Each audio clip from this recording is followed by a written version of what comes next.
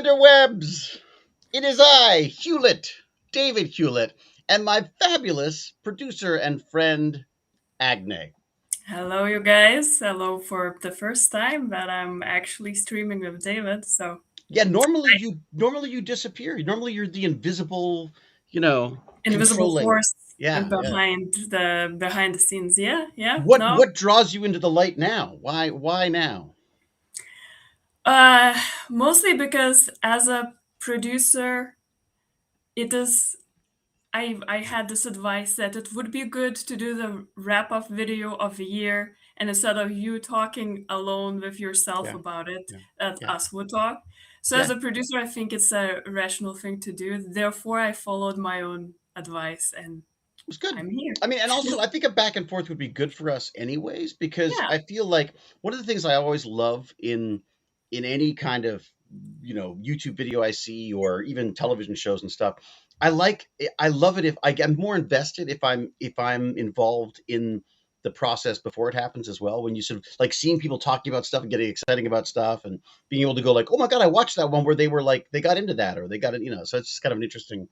I think it's an interesting approach to take, and especially in this age of AI, I'm so conscious of like I want human interaction. yeah, You yeah, know, for the number sure. of like podcasts. I'd say my pet peeve for this year for podcasts is people, and I've done this myself as well. Is people doing or talking to or generating AI stuff online as content. It's a bit like, it's it feels sort of like a grandparent showing off the look this phone you can call right across the country. So Yeah, it's a little bit. I think the early adaptation to a new technology, so there's mm, a surge of people using it in various ways. mm, The unfortunate part of it that there's so much of it, mm, and it's becoming like AI slop overtaking the mm, internet. mm. So that's Yeah, that's the bad part. I think the playing around with technology and trying to use it and everything you have through the history, like when people mm, got telephones, they first did like even concerts via telephones or playing music together or all yeah. these That various must have ways. sounded amazing. Yeah, but it was like, oh, there's this new thing where we don't Yeah. have to be together to and imagine that conceptual change. Like Mm, there mm, was nothing like that before, and suddenly mm. you have something like that. So people Even playing the around with concept of sending data over the telephones. I remember, when the modems first came out, you used to have to literally put the cradle in the modem, and I mean, I didn't. I'm not that old, thank God. But the fact that it all of a sudden it became your connection to the internet. Whereas now you sort of forget that there's a phone involved, or there was, because now it could be cable or whatever. But Yeah, no, I do like the sound, the modem sound, though the 90s sound. yeah, I yeah, somehow that handshake, it's the like handshake, yeah. it's just like there's Oh, something nostalgic about it. Uh, yeah. Well, for me, it has that added thing of because it was when the connection worked, you could hear it, right? Like it was there was something about that, and then it would stop, and you go like, "Ooh, I'm online. I'm ready to go." Yeah, it's amazing. I mean, it's just I, I think the problems we're having with AI are similar to the issues that we had with the internet as well, where everyone's like, "Oh my God, everyone can have a website." And they did. What do we do? We made MySpace accounts with like little flashy lights, and I mean, I think there was, and everything was internet. Everything was going to be on the internet. and And everything became on the internet. pretty much, yeah. But it wasn't in the way that I think most people thought it was going to happen. Mm. I mean, even television to some extent, everyone thought that was going to be a fantastic educator. Oh my God, television! You could beam Yeah, lessons into everyone's house. And of course, what do? They yeah, beam, TV killed the radio star and everything, all the yeah, changing technologies. yeah, Yeah, oh, it's always the hope mm, that the new technology will be like, oh, now we will not have uneducated people because mm, now it's so accessible that all the mm. knowledge is there. There's no excuse for people not to read stuff. There's always excuse for people not to read stuff. And the first things that people use technologies is for various kinds of entertainment, Yeah, let's yeah. say. And yeah, every new technology kind of has that the same sort of disappointing, I guess, take, Hmm. because in the end, it is empowering a lot of people, It's but that trough of disillusion, isn't it? That yeah, the yeah. majority, it's, I think we maybe realize a lot of it has to do with human nature Mm, rather than technology. Like, yeah. in Blade Runner, we had a very good definition of like, if like the replicant, if is not my problem, if it is Mm, not aggressive, basically, if mm. it's doing its job, is not my problem. Technology is not the problem. It's basically the Always the humans. humans. It's always the Yeah. human. Yeah, yeah. It's funny, isn't it? It's It's a the very negative take, but I think that, yeah, it's No, I think that's good though. Like we know that, right? We know that the reality is that behind all of this, behind even the AI stuff. I mean, AI slop is still being generated by a human somewhere. It's someone mm, who's trying to get ahead to game the system somehow. And I think, and I've said this many, many times. I'm sorry, I'm going to bore you at this point, but the idea that I remember, the 1980s, the drum machines came out, the synthesizers came out, and everyone said, "That's it, live instruments are dead." And it was the absolute opposite because 50 years later or whatever it is, there's like, I go and see a band and I'm often surprised to see a keyboardist in the band often, yeah, and there's yeah. always a live drummer. I mean, I think I think there's a tendency to sort of make these sweeping generalizations about technology that they're gonna, oh my god, it's gonna do everything, and the reality is I mean, it's just another technology we want to figure out. So The predictions mostly don't work, and especially because predictions do not perceive that there's going to be technological convergence of mm, certain technologies that kind of shift everything completely. mm, So, like, usually it's when people see future, it's extrapolation of what is happening now is going mm. to be happening in the future even more. Right, Therefore, right. most predictions from 19th century Malthusian kind of idea that people Ooh. gonna starve soon Mm, mm, because there's not enough food production, mm, which was still like kind of prevalent ideas in the 1950s, even though technology always caught up and people multiplied 4 times more mm, from 2 mm. billion to 8, and there's still food. So Yeah. people just extrapolated like, oh, this is what I see now, and that is without anything else in Mm, account. mm. That's how it's going to be in the future. Well, and I see that with AI doomers as well, where they sort of go like, "Oh my God, if we continue at this rate, there won't be enough electricity or water to." And it's like, yeah, but you could have said the same thing about the internet. You could have said the same thing about automobiles. Because I mean, the reality is that things get cheaper, and we also come up with systems for it. I Yeah. again, I mean, I understand the concerns, and I am worried about the job situation because I do think that there's a lot of, especially entry level jobs, that are going to be taken away. And like I say, I mean, I think there's a very good chance that my days of doing cheesy rubbery monster movies in Bulgaria are probably coming to an end because the reality is that stuff that is human slop, so to speak. It's like they're simple, cheap movies that they knock out to to entertain cheaply, and that stuff will probably be able to be done just as well with AI. If you're not worried about the quality of it, then certainly. Um, Yeah, let's see, or we, like we said, maybe people are gonna be more into actually human stuff. Therefore, mm, people will mm, go more to theater just to see something real. mm. Oh God, I You, hope not. there are always unpredictable things and new Mm, technologies come out. mm. Though I am in majority wise technological optimist Yeah, me because too. Yeah. I can see how technologies have like shifted humanity's history, and the biggest social equalizer has been technology Mm, and mm, technological growth, I think. mm, There's a lot what I think about it, but just from a personal perspective, when internet came out, when we had access to it mm, in the late 90s, and how it changed for me growing up in a smaller Lithuanian city, mm, mm, how my room felt so closed, and I'm limited to the social circle that is there around, to where I had the internet and mm. just completely switched this It like was connection extraordinary, wasn't overflow. it? Yeah. And I think the sad thing is that now people who growing up with technology, Mm, we don't know what that shift feels like Right, right.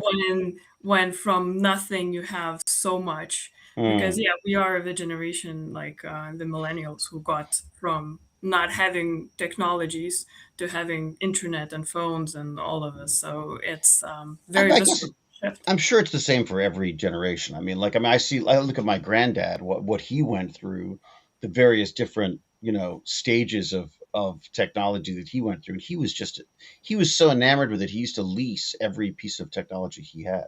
He used to lease his stereo because he's like, there'll be a new one next month. I mean, he was fascinated by the new technology. Unfortunately, he died before the internet, but he would have loved that. But again, I feel like we all, I mean, it's a bit of a cliche, isn't it? Sort of like the older generation going like, oh, before we had this.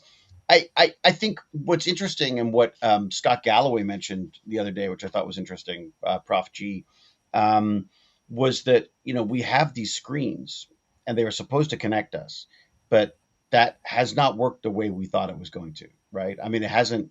There's a lot of issues that comes with the ability to be able to communicate with everybody from your bedroom. And part of the problem is that you got to get people to leave the bedroom.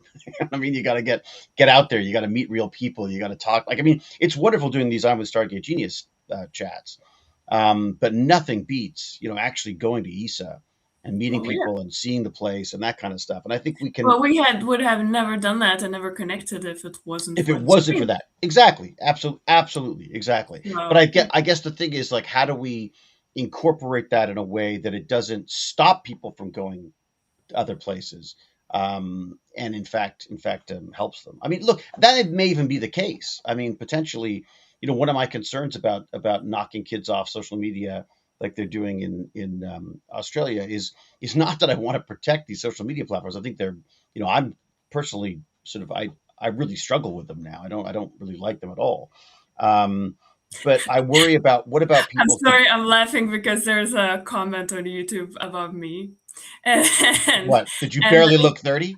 yes, I mean, thank you. What did I tell you? I told you, movie It's star, right there. the haze. Um, That is thank you. I will not say my age. Like See, this is I mean it's why. kind of a compliment and Yeah, anti-compliment in one, but I guess that's the internet. yeah.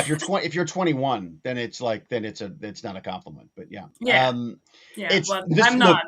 Agni, this is why I ignore the chat while I'm interviewing people because the number of times I That's get why told I'm how in the young I chat, look. but I don't have comments about me when I am in the background. Oh, So that's right. Oh, yeah, it's yeah. yes, it's very interesting for me how you know how it works It's a from weird actually dynamic, having the chat.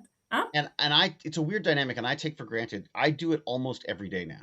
Like, Hmm. I'm on a live stream almost every day, and usually looking much worse than this because I've just edited it. So I Well, sort I'm of never on a live stream. I'm never on anything or even have photos of me on Instagram or anything. So yeah, this is quite well, you're a big cybersecurity fan too, aren't you? Like, you like the well, online yeah. privacy and But all that kind of stuff. even before my like being more into it, I always Mm, was a bit more careful about putting photos and everything on the internet because there's just I don't know, there's just innate feeling of privacy that mm. needs to be there. I'm So yeah. terrible because I mean, like, we're involved in that 23andMe thing, because Oh. we Mm. submitted all of our DNA stuff, and now what it was, so they get hacked, they get sold, Yeah, yeah, um, no, you know, that is something when I heard about, I'm like, crazy. Yeah. never doing it ever, But at ever. the same time, it's trivial to get DNA from someone. It really is. I mean, if someone wanted your DNA, I mean, they can Well, find yeah, it. but that's the point, like wanting it and getting it from a specific person As opposed to is giving it different up. Yeah. when having it like, just Mm. there as databases Mm. and stuff like that. But I for you, think, cybersecurity is different and privacy is different. As an actor, you're just exposed by default. yeah, and I think that's basically the way I work. This is maybe it's silly, and maybe I'm also like I'm a guy. It's much harder for women. I would not want to be a woman online, to be honest. It's not. The Yeah. world is not.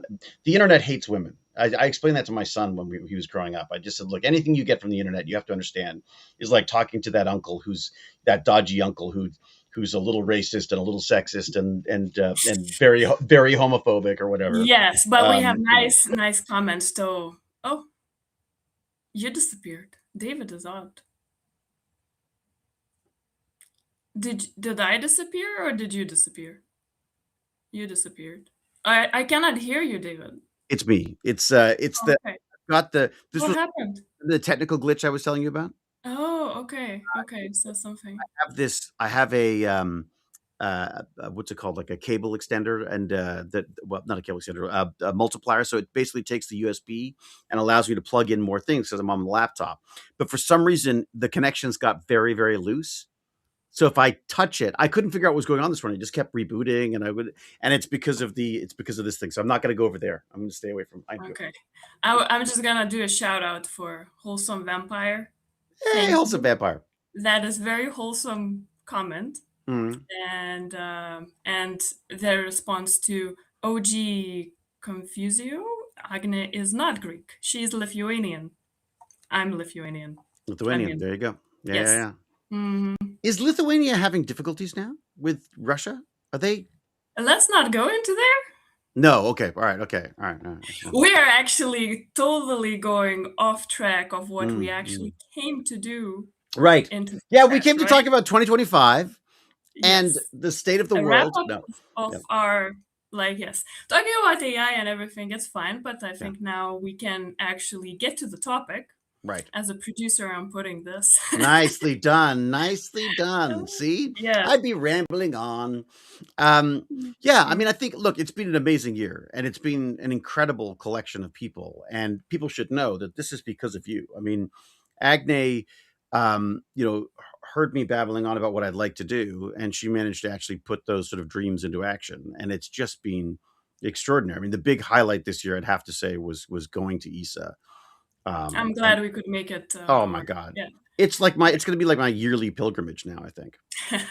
Well, we'll make sure you have a lot of fun here It's every time extraordinary. because it's gonna be really cool. And I Um, highly recommend it to anybody who's in the vicinity because it really yes, is. It's do just a follow if you yeah. want to go to ESA Open Days. You have to follow them on LinkedIn or somewhere Mm, because whenever the tickets are for free, but whenever mm, we come out, there's only 10,000. It sounds a lot, but it's not. If mm, they go out quickly in a few days, there's none, so you have to mm. reserve. Yeah, they were Um, gone in seconds. So just to respond, OG Confusio, Lithuania is the basketball capital of Europe. Yes, it is. Yes, it is. What? Is it really? Yeah, we're very big on basketball. Really? Do you Yeah, have any like other NBA a lot players of or Lithuanians over here. OG Confusio, I don't know where you are. So I'm glad that you all love the Lithuanians. okay, good. Good to know. Yeah. Um yes, it's true, Ivan. Delicately avoiding politics. She's very good at that. It's funny because I No don't politics. I don't talk about yeah, yeah, yeah. current politics with anybody. I Mm, can talk about political philosophy and mm, political history, mm, like ancient Greece tyrants and stuff, but I do not talk about current politics. It's not mm, a good topic, and it is never, how to say, talking about ongoing politics is like trying to catch the fish that you don't really see underwater. mm, It's like it's not a big picture. You will never know what is the impact of current politics in the long mm, term, and only long mm, term actually matters. mm, Therefore, I love doing this with David because topics that David talks with all these scientists and engineers about mm, are mm. the long term impact. What the Interesting. big Yeah. things? What we are looking forward as humanity, what we Mm, are building, what is the legacy, what we can do is just so mm, much more important and so mm. much more fulfilling to talk Not about. trying to hold sand in your hand. Yes, yes. I mean, again, You I keep love. up to date though. You keep up to date on stuff though, right? Is that like I personally? try, like, I mean, it's impossible not to see some things, but I try to avoid it because Really? there's most of the news is not news, it's clickbait Mm, and mm, infotainment. right. There is very little currently actual analysis in a good Mm, way. So mm. just knowing that and not wanting to ruin my days and just add more anxiety in my life, I try Interesting. to avoid it. Wow. Therefore, Yeah, I don't have the discipline things for that that. I I'm just interested in is like, listening to the mm. great courses or books or Oh yeah, something. aren't they fantastic? I Oh love yeah, it. Yeah. the great course is amazing. The great courses actually had a really wonderful one called the rise and no the fall and rise of China, which again was Mm, not political, but a history of China, which I yeah. found Yeah. fascinating because again, understanding, as you say, understanding the structure, the system, the innovations, what these countries have done, and their approach to things is the only way to truly understand, Yes. what's what. I'm listening to the Babylon, so basically the Oh, first civilization. So that's oh, a lot wow, because wow. I listened to a very good book about Mm, Babylon mm, that is much more like historical, sociological, very, very well written book. It's just very interesting mm, to listen to. And now I'm going through the great courses Babylon, and mm. it's so Wow. good. And there are certain patterns in society that you can see even played out now. It's like we are Mm, not that different from those mm, Babylonians. We're just like mm, different technologically and understanding of our relationship with the world, but mm, in many societal things, it's not. mm. So yeah, I'm just gonna look at the There was comments a a bit. great quote that said that history doesn't repeat itself, but it might rhyme. Yes, that's That a that was a very good. really, I That's thought, a I don't very know good who point. said that, but I loved that aspect. It's funny, you're talking about going back and looking at the history stuff. One of the pre-chats that we've done that I'm really excited to talk about is this space archaeology. Uh, We will talk about yeah, that after we wrap up when we look into the future. So yeah, instead okay. of going like a little bit of not in the sequence, See, we will get to that in With the Agni, comments. there's a sequence. There is. I'm With a very me, structured person, I and am so just so like me.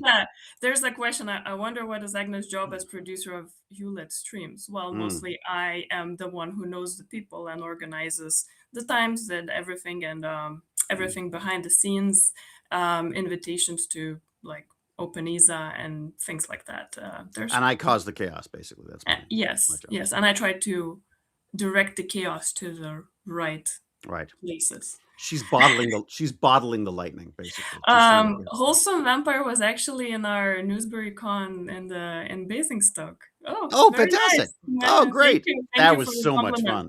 That was my first time Mm. moderating such a panel, so I'm glad it worked out. It It's was a lot very of firsts for you this year. yeah, Yeah. yeah. Like I'm being a an active producer in this more seriously because how Yeah. it started, it was just how this started. It was just me mailing David saying, I have some scientists that I know that you can talk to because you said you Hmm, wanted to hmm. talk to them.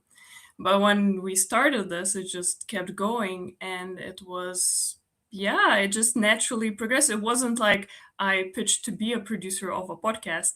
I Mm. was just, I know scientists that I give, and watch, Rodney McKay talk to them.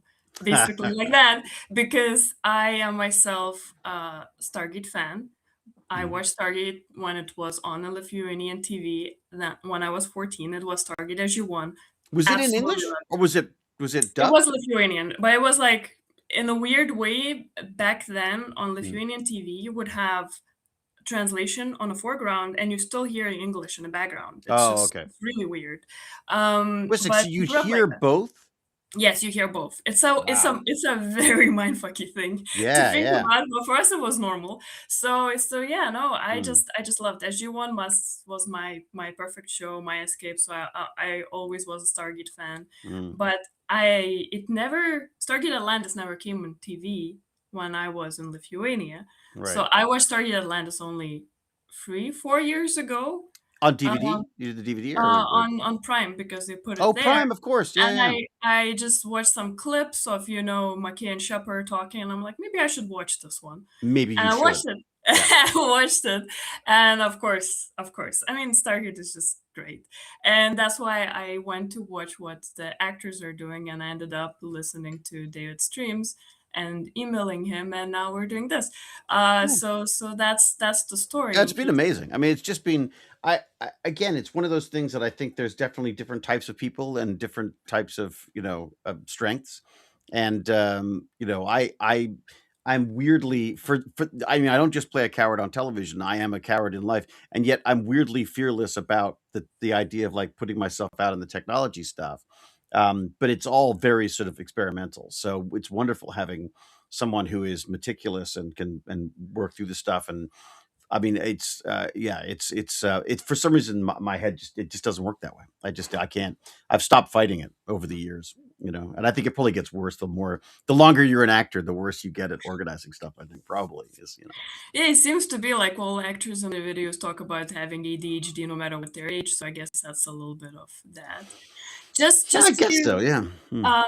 how do you get in contact with potential interviewees or Ben Images? Mm. Just to reply, most of these people I actually know because I used to work in space industry, and I am an alumni of International Space University. So a lot of these people are people I know or my friends know.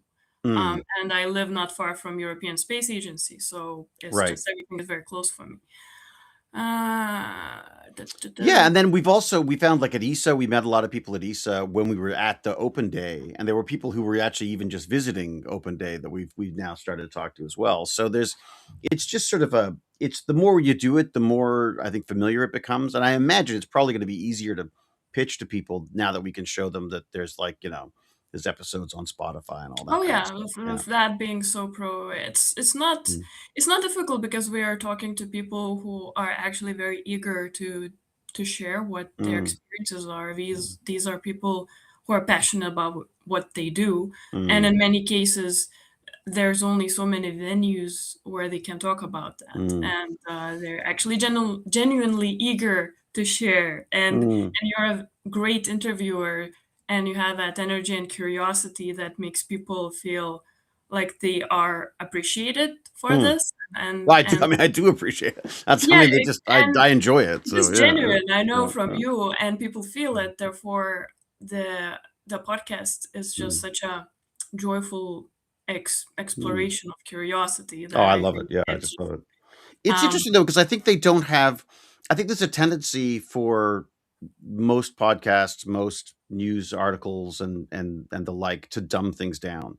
And I like the idea that we're talking to people. Obviously, I don't know, most of the stuff, but I can get I have a little bit of an understanding about a lot of things.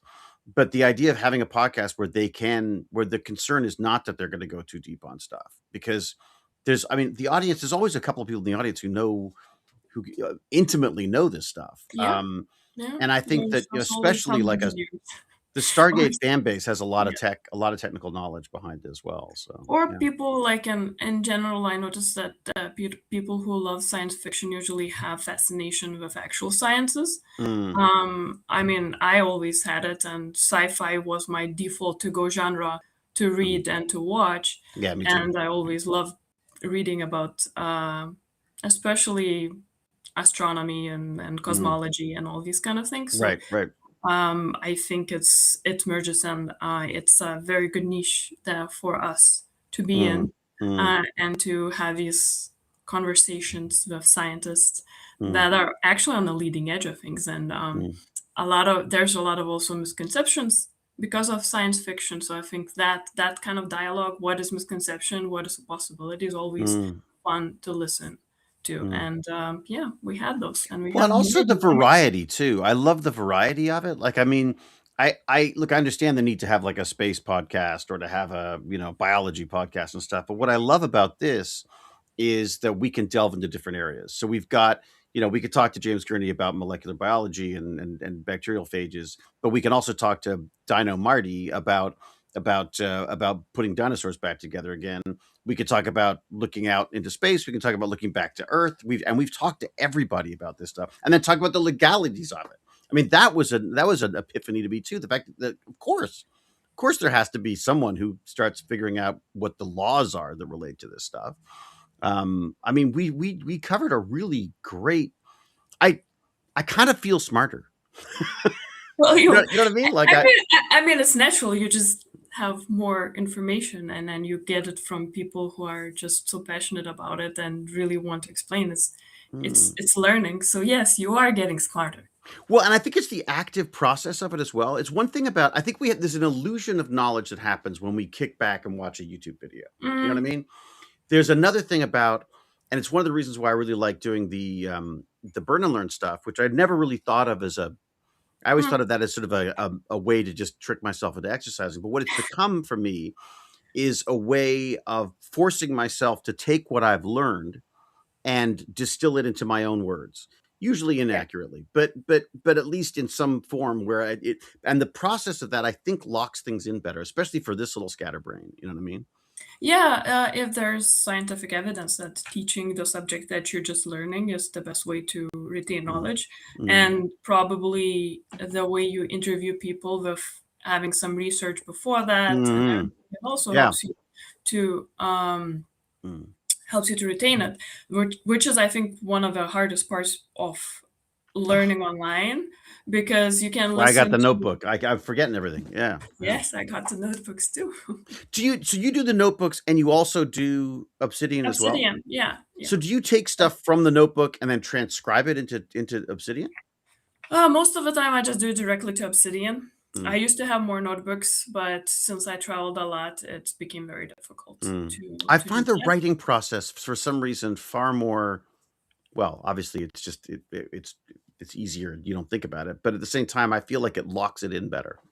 When I No, type, I feel like there's also yeah. scientific evidence of that, that longhand writing is actually better for retaining knowledge.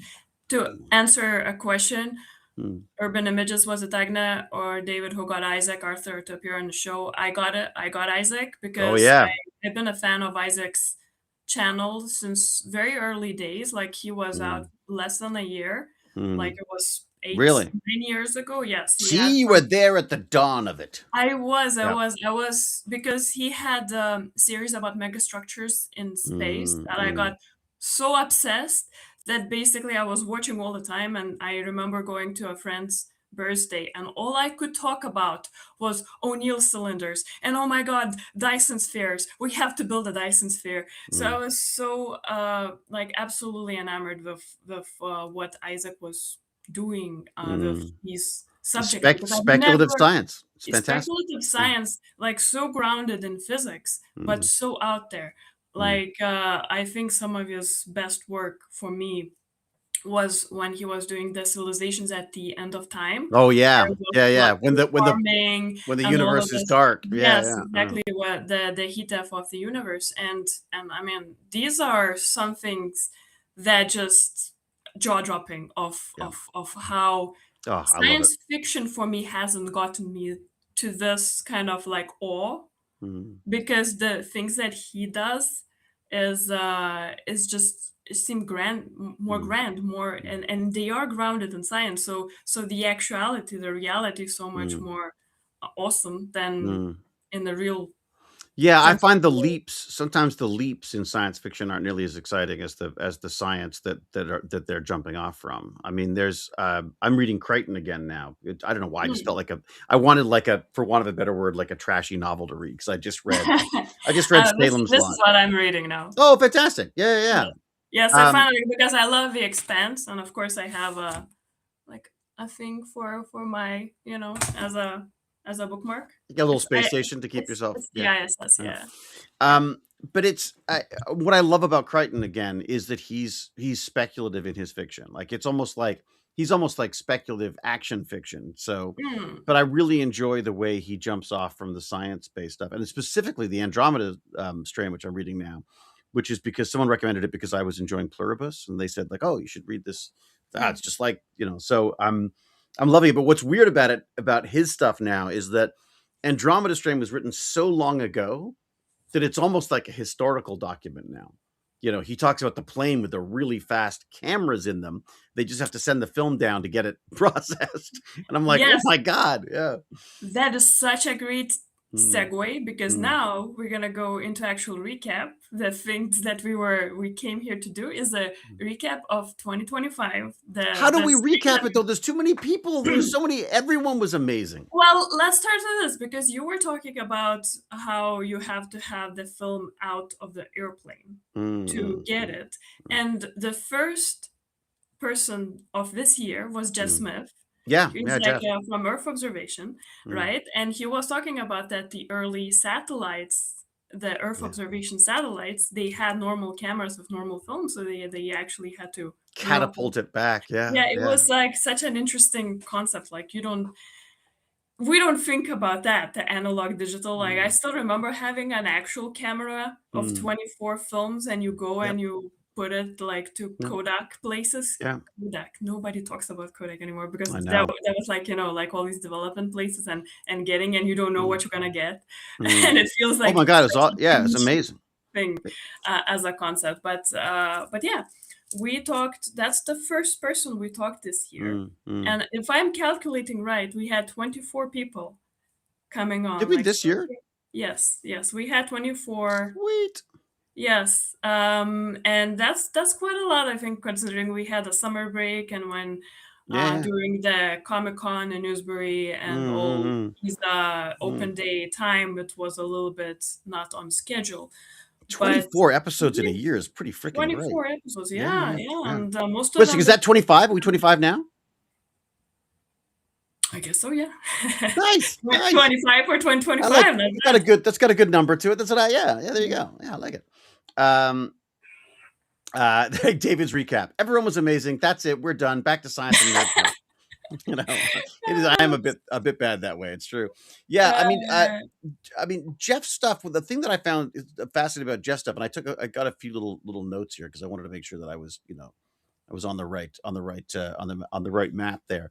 But the idea of, I thought it was fascinating that he was talking about, uh, there's the usual stuff you'd think you'd want to look at when you're looking back at Earth, like, you're going to yeah. look for floods, you want to look for wildfires, which is a big thing this year as well, and of course, Well, every often. year.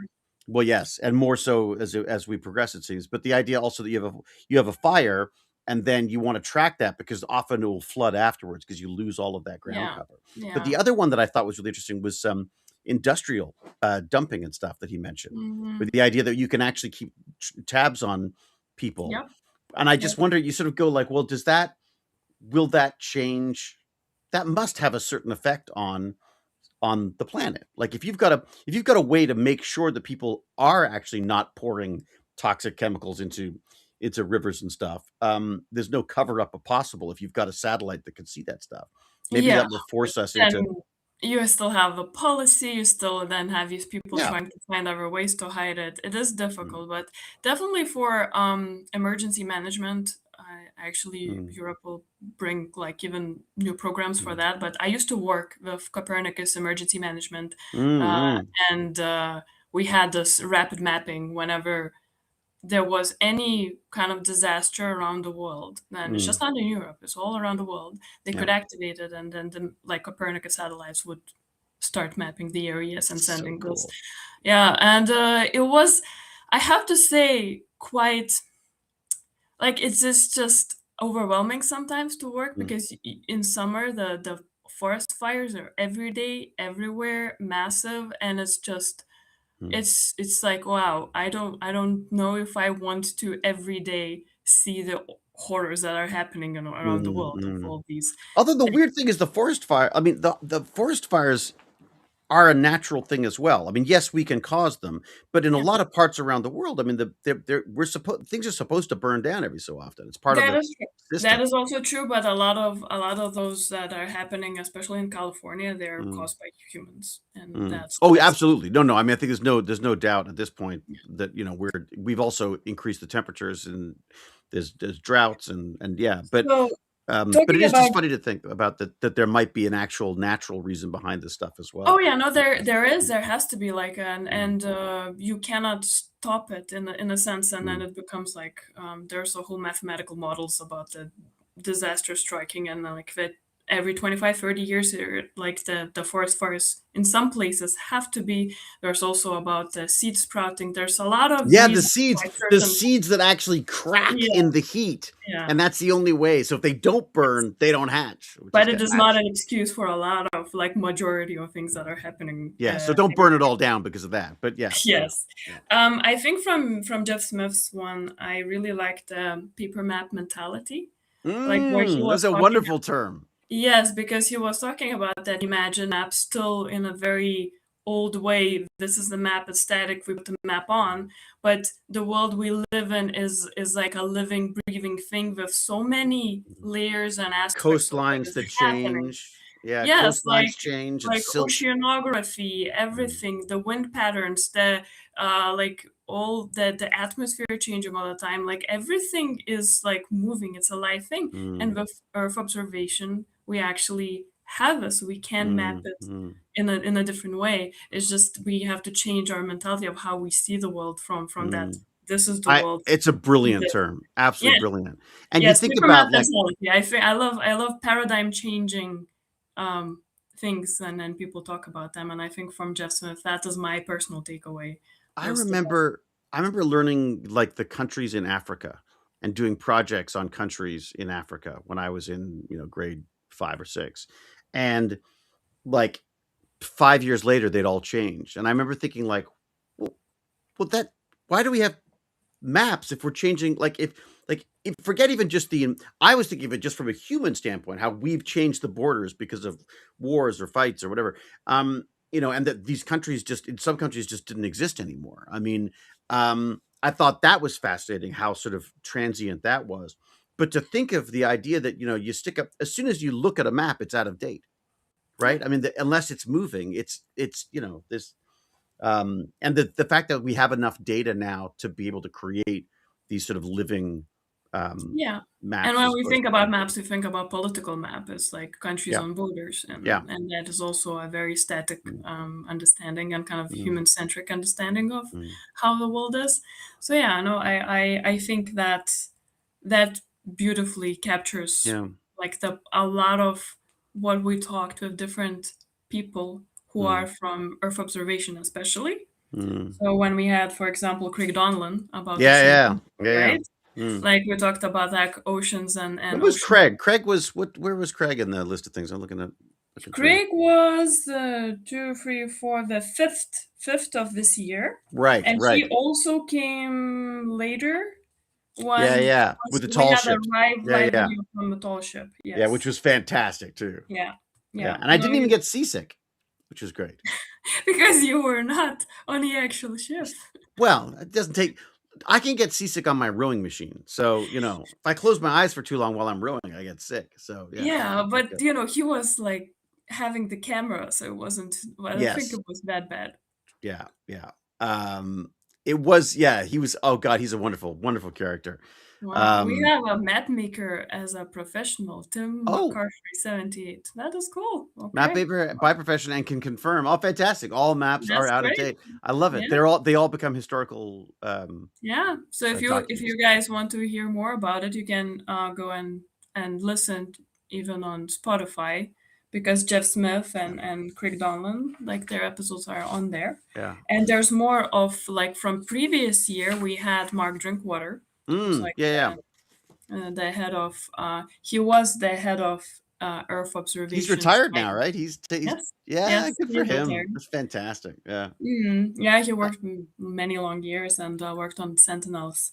It's funny that Specifically. Earth observation was something that was not new to me. Like I knew it existed, but the Mm, idea that space wasn't always about looking outwards. yeah, That a there's lot of a people don't know about it. yeah, Yes. the fact that we're looking back at ourselves and the things that we can learn from space about ourselves is only going to help us in our search for, other habitable planets or potentially other life forms or other, habitable Well, places. that's And it's the amazing. space exploration. That is the Mm, exciting part of space. That's the thing that people talk about. And that is mm, actually the part of space that does not make any money. Most of the mm. space is actually communication, so all the TV satellites, everything Right. broadcasting, Right. right?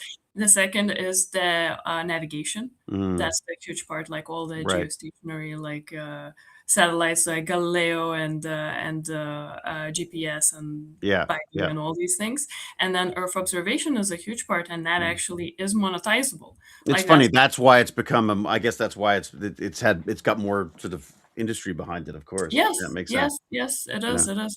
Copernicus is European Union, like European Union slash ESA program, Mm, that is has a free data mm, for everybody, free to use, but that is aimed to enabling people to use the mm, downstream data mm, to actually create business on top of that. So any services for farming or like wind farms, for example, and all of this, like wind patterns and everything, you have a lot of information from Copernicus on that. So mm, actually, Jeff Smith is his business is that is Mm, using mm. that It's data. consulting for that to use it, Yes, right? Well, yes, that was the other thing that I found fascinating about all of this well, whether it was looking out or looking back at ourselves, was just how much of this data is available to people. And that there are like citizen scientists who can go in and make yeah. discoveries based on data that could be anywhere from a year old or a week old to 40, 50 years old. I mean, there's other things that who was it we were talking about who was looking back at the old gravitational stuff, the gravitational, that was, let's see. Let's see, old gravitational stuff like It was, because we who was talked it? like Eric was looking at old Hmm. stuff from Apollo missions. That Who was was that? what Who was doing that? Was Oliver's doing that? no, I mean gravitational stuff is what Oliver is Right. involved in with LISA project. That's the gravitational observatory LISA that Right. is going to be launched. But Eric Kolkers, your friend, Yeah, the yeah. one Yeah, who yeah, yeah. came, he had the data from Apollo mission, the old Right. data that they collected. The guy who was staying in the shuttle around the moon, Right. basically, and he was collecting certain data points. But that was Yeah, um, so he basically had to he was like looking for data, and they said like, "Yeah, we don't have it, but we do have this old thing you know, that used to take the data for it." So he he was had putting the stuff back data, but together. he couldn't do the measurements because he didn't have calibration. He did not Right. couldn't understand. So Right. then he went to to the people who made the prototype. But the Mhm. institute has already was gone, but they Tossed it still all. Yeah. had the prototype, and he Yeah. managed to get the prototype, and then he managed to get the notes from the actual astronaut. Yeah. Like to so he was doing this science detective work to Yeah. put all the points to understand the data. So now he's Yeah. working on actually understanding what that spike was. So there Mm. was like some sort of a weird gravitational spike that Yeah, and they wanted to know what it was. Yeah. yes, But and there was then somebody else who was talking about doing it. There was an old, maybe this was 2024 then. Someone was talking about studying gravity and using old data from this crazy guy who drove a submarine around the world taking data is it points. Dominic It was or Don? Dominic. It was Dominic. Dominic, I bet you it was Dominic, Dom. Yeah. Dominic from TU Yeah. Delft Was that because yes, already over a year ago? that was no, this was this year. Oh, it Dominic was is from okay. this All right. year, Okay. yes. Right. Okay. Dominic was I the don't see last. him in my list for some He reason. was the last Mm. before our summer break, and on summer we only had Marlene. So yes, Right. Right. Oh, Marlene, that was fabulous too. It was so nice to catch up with her again. yeah, We'd met we'd met ages ago on a trip, and she organized a trip to JPL, which was just magical for me. Absolutely extraordinary. It was very, very, very ESA like. yes. Um, you know, Well, Marlene is yeah. from Lockheed Martin, and Mm, they work with yeah. NASA. Her chat is there, and just to tell Lantius, he actually got the prototype. Yes, Yeah. Eric managed to get the prototype from the people who used to work on that institute because all these people are already, most of them are retired, and Yeah. the prototype is now at the Space Expo in Noordwijk in the Netherlands. So Mm, it's there. He got all the data he needed, and now it's there. So the Apollo, what was an Apollo mission, the prototype mm, is mm. possible to see here. You haven't seen it because we didn't go to Space Expo because we didn't have time for that. But Right. maybe Right. next time. Yeah. Next time. It's yeah, was it Dominic Toretto? Is that right? No, no. No. It's Dominic. Let me see in my I notes. feel so bad. Like there's so many people. I There's so many like. people. Yeah. Yes, I know. Yeah. Oh, I have him as Dominic. Like he's from TU Delft. That I know. Yeah, And TU then Delft. That's right, which is where I want to go. And he came to our Dominic Army Drix. Genius drink. Yes, That's it. to the That's it. dinner. Dominic Yeah. Drix. It's like Dutch. Yeah, next time I'm there, I definitely want to go check out his university because there's some really cool stuff going on there as well. There's the robotics, there's obviously he's got a whole bunch of space stuff going on, but yeah, it's a neat looking place, I got to say. Add it to Yeah. the list. It's on my tour list, Well, I am here, Leiden and around, and TU Delft are big on like science and engineering, and there's a lot of places Mhm. to visit. So it's Mm. yeah, it's a great That's place. great. Yeah, it's amazing. I mean, again, I love that was something that came up a couple of times in our chats was the idea of that, using current tools to look at old data was something that I hadn't considered, which I think is just kind of fascinating. And also just the fact that this stuff is available, that there are, you can actually be of some use to some of these programs if you have some Yeah, expertise and actually, stuff. it is almost crucial to do it now. That's what also Eric was talking about, because where the data is held in all these like these, I think it was tapes for him. You still have Mm, to have machines that read the data and then convert it to mm, digital data. So we are mm, in the gap of a lot of these old data actually not being digitized. So mm, it's all going to be gone if we do not convert it right now, and there's mm, just too much of it. And there are mm. people doing that, but yeah, it's not Well, something. and that Again, comes down to the space law and preservation stuff as well, oh yes, right? that's space law. We had two people. Yeah, Well, space law. First, we had Deepika, who was my yeah, colleague in the International fantastic. Space University. Fantastic chat. Yeah, and she's working with the Indian space program, which just sounds amazing how they managed to get that off the ground. Like before they had a Oh, space program, they had a space program, basically. It's amazing. yes.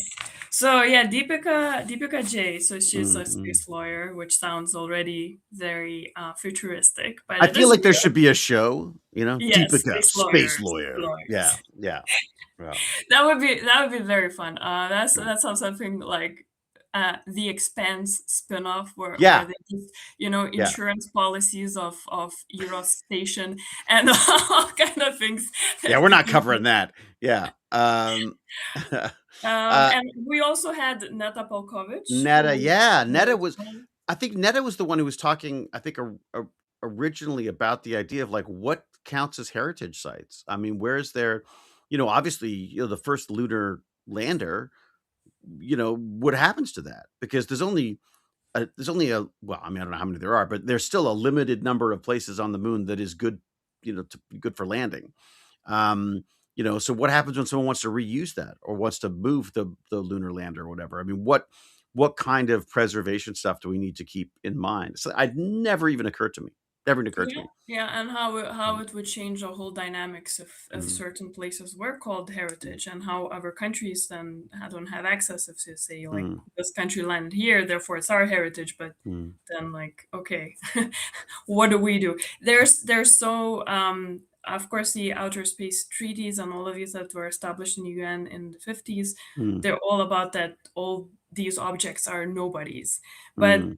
especially if we think about space mining and Until someone asteroids, gets there all now. of this, it changes the dynamics. And actually a lot of those countries, like Luxembourg, for example, Mm, interestingly in mm, Europe, they actually signed a different treaty where they want to encourage space exploration for mining and asteroid mm, mining, where then you can own an object out mm, mm, there and make money. Therefore, they want to make it possible for kind of the commercial way going mm, there, because there's only so much that non that governmental agencies can do, right? mm, Like mm. there's And only also so the speed that they move at is so incredibly slow. yes, But it yeah. is, and space is slow by default. Mm, But if you add the governments, yes, it becomes much mm. slower and becomes changing, like depending on a political climate. So I think there is absolutely space for, pun intended, space for commercialization in space. It's funny though, they have the same issues with deep sea mining as well, right? They've been talking about these deposits that have sort of like leached up and turned into these little balls of useful materials on the bottom of the seafloor, in international waters, and they're saying that that means it belongs to every country. Hmm. And so the mining company, which is Canadian, by the way, um, struck a deal with this tiny little country. I can't remember the name of it now, for their to allow them to exploit their rights. And it's a way for a very poor country who's been exploited for years and years. I'll try to find the video because it's fascinating. Basically being exploited by sort of colonial past and some really dodgy business dealings to try to fix up their economy because of it when they ran out of their resources. They signed this deal with this company saying like, okay, you can mine for us. Mm. And the idea, but everyone's like, whoa, whoa, whoa, wait a second. We don't know. Like, there's things we haven't even discovered down there yet. Before we start vacuuming it up, maybe we should figure out what's Yeah. what's down there. So I imagine we're going to get into the. I mean, this is one of the fun things about the reading the Andromeda strain right now. Is again they're concerned about contamination, not from us to other planets, but other planets to us. What if some bacteria shows up? We're known to react to just about every bacteria out there, sometimes more benign than others, but we tend to react with them. What happens if one of those decides to come back and make itself home? Yeah. Well, come back if you're talking about that there are bacteria out there and that somehow are compatible with Earth's biosystems. Yeah, Like exactly. Yeah. probably in most cases, we would just not interact. Why we Mhm. react to bacteria and viruses because we evolved together.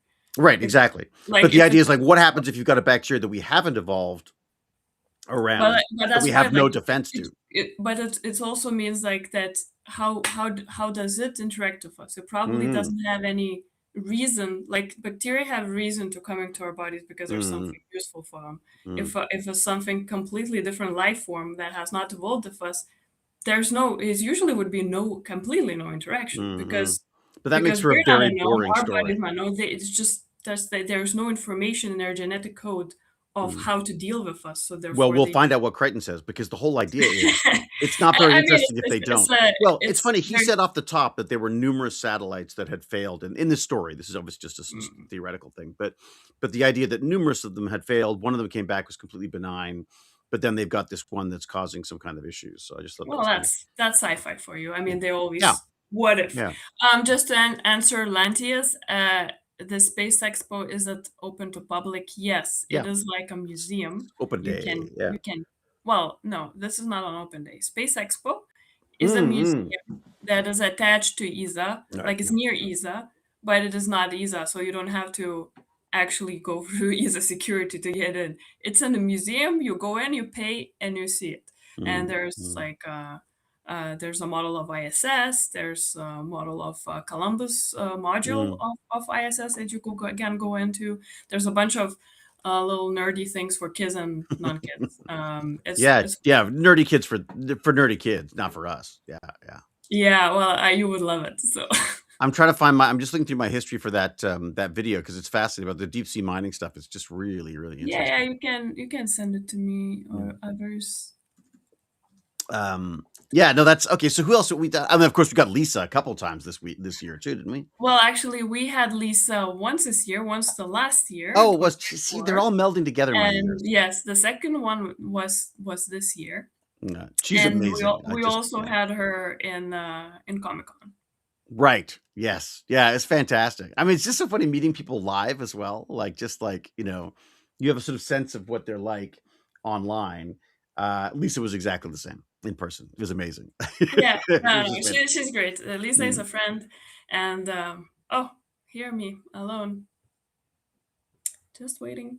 You dropped off again. I cannot hear you now. I think you need to connect. That's because I'm moving. Okay, okay, so don't move. And I can't, like, I can't touch anything. It's driving me crazy. Stay. Don't move then. Uh, Mouse around. Let me just see if I can find this video because yeah. it really was Well, you quite. can find it later. Let's continue our I'll conversation. put it in the. You know what I'll do? I'll put it in an email of awesomeness Yeah, yeah, do at some that. Like point. Yeah. you can just note down on your notebook that you have to do, Yep. and then you can do that.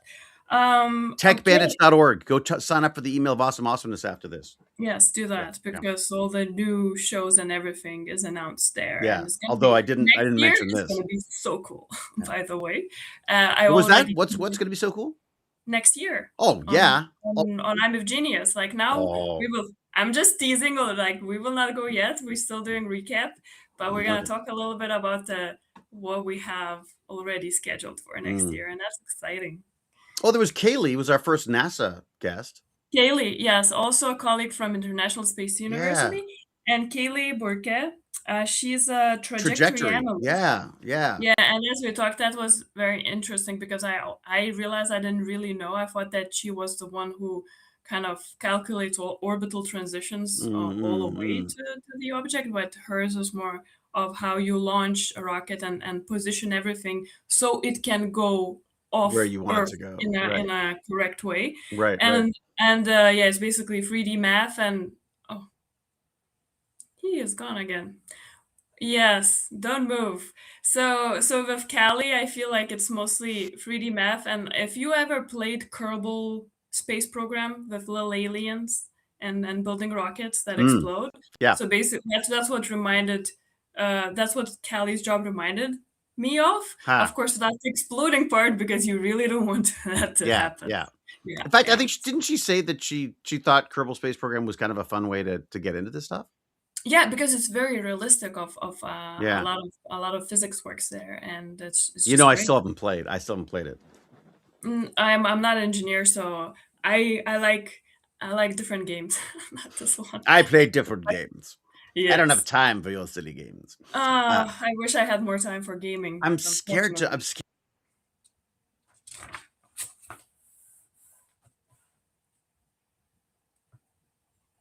Why is it happening?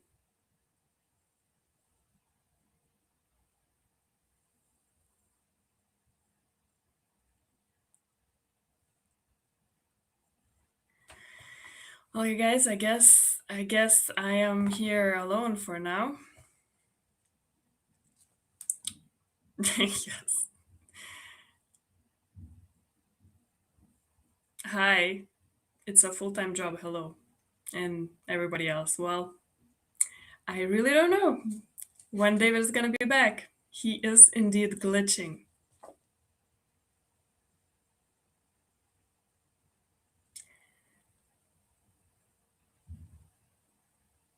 That is I hope he comes back because I am not. Am I a full-time producer? No, I'm not full-time producer. This is my what I call side quest. David's podcast is a side quest for me. My favorite food.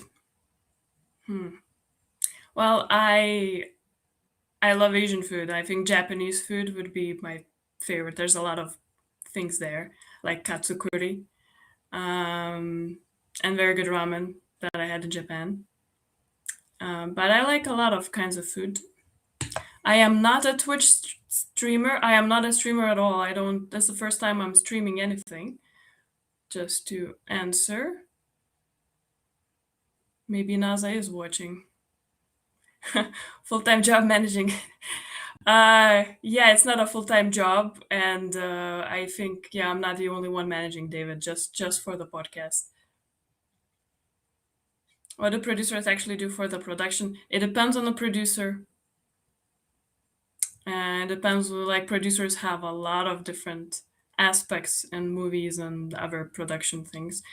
It's basically a producer is somebody who makes things actually happen, organizes resources and stuff. So my main quest right now it's screenwriting and writing. How about this?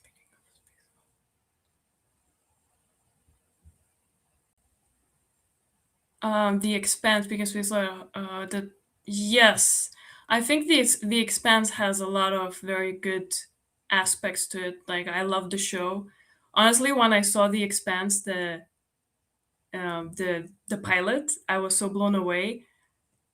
I haven't loved a sci-fi show so much since Stargate. Like Stargate is my early love. It's gonna be the best forever, but the Expanse blew me away, and the details there. And I love reading the books now because they have so many more details in them about like how this world works, and they really fought out not just scientific logistics but all the happenings in society and law and all of the things like even in crime, how things are shifting. And I just love these details and thinking about them. It's a very very good show and series of books.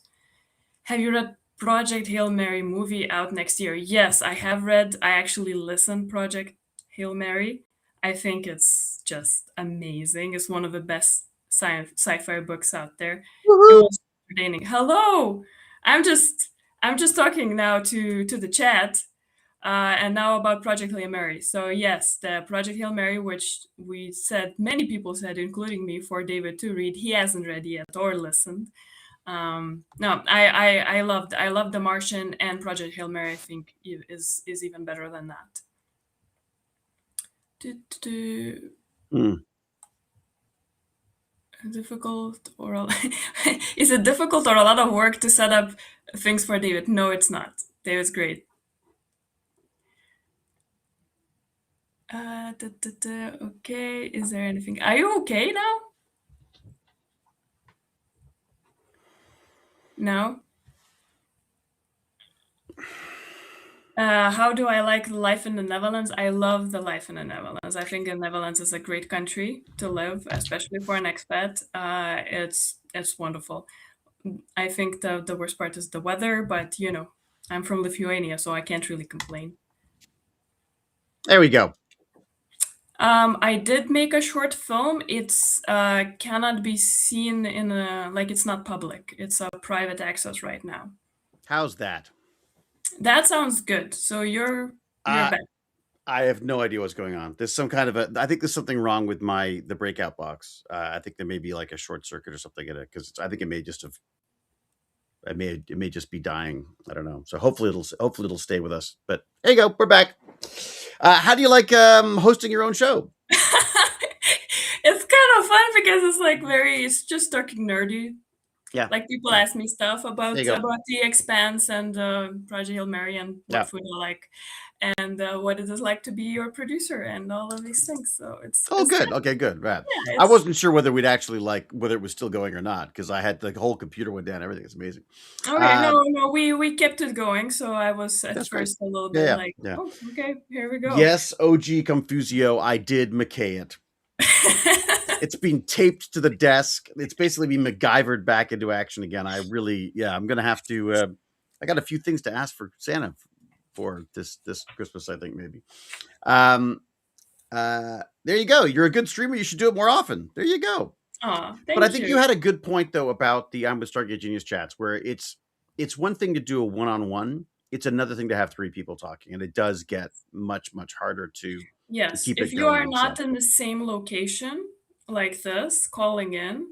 Well, I mean, I think everybody here in the chat had Zoom meetings. Yeah, at some point. Yeah. And it can be such a mess unless it's organized. And if you want to have a natural conversation, it is much more difficult to have it when three people are calling in from different places. That's why in many podcasts you have it in one location. Then people come to that. Which would be ideal. Look, I'd love to be, I'd much rather be able to talk to people live. Well, the plan is to have at least some of them when you come here, to have it at ISA and maybe in Naturalis and other places. That would be nice. That'd be fantastic. Yeah. Now I've lost my other screen, doesn't work now, so I don't have my list of videos up. So you have to prompt me.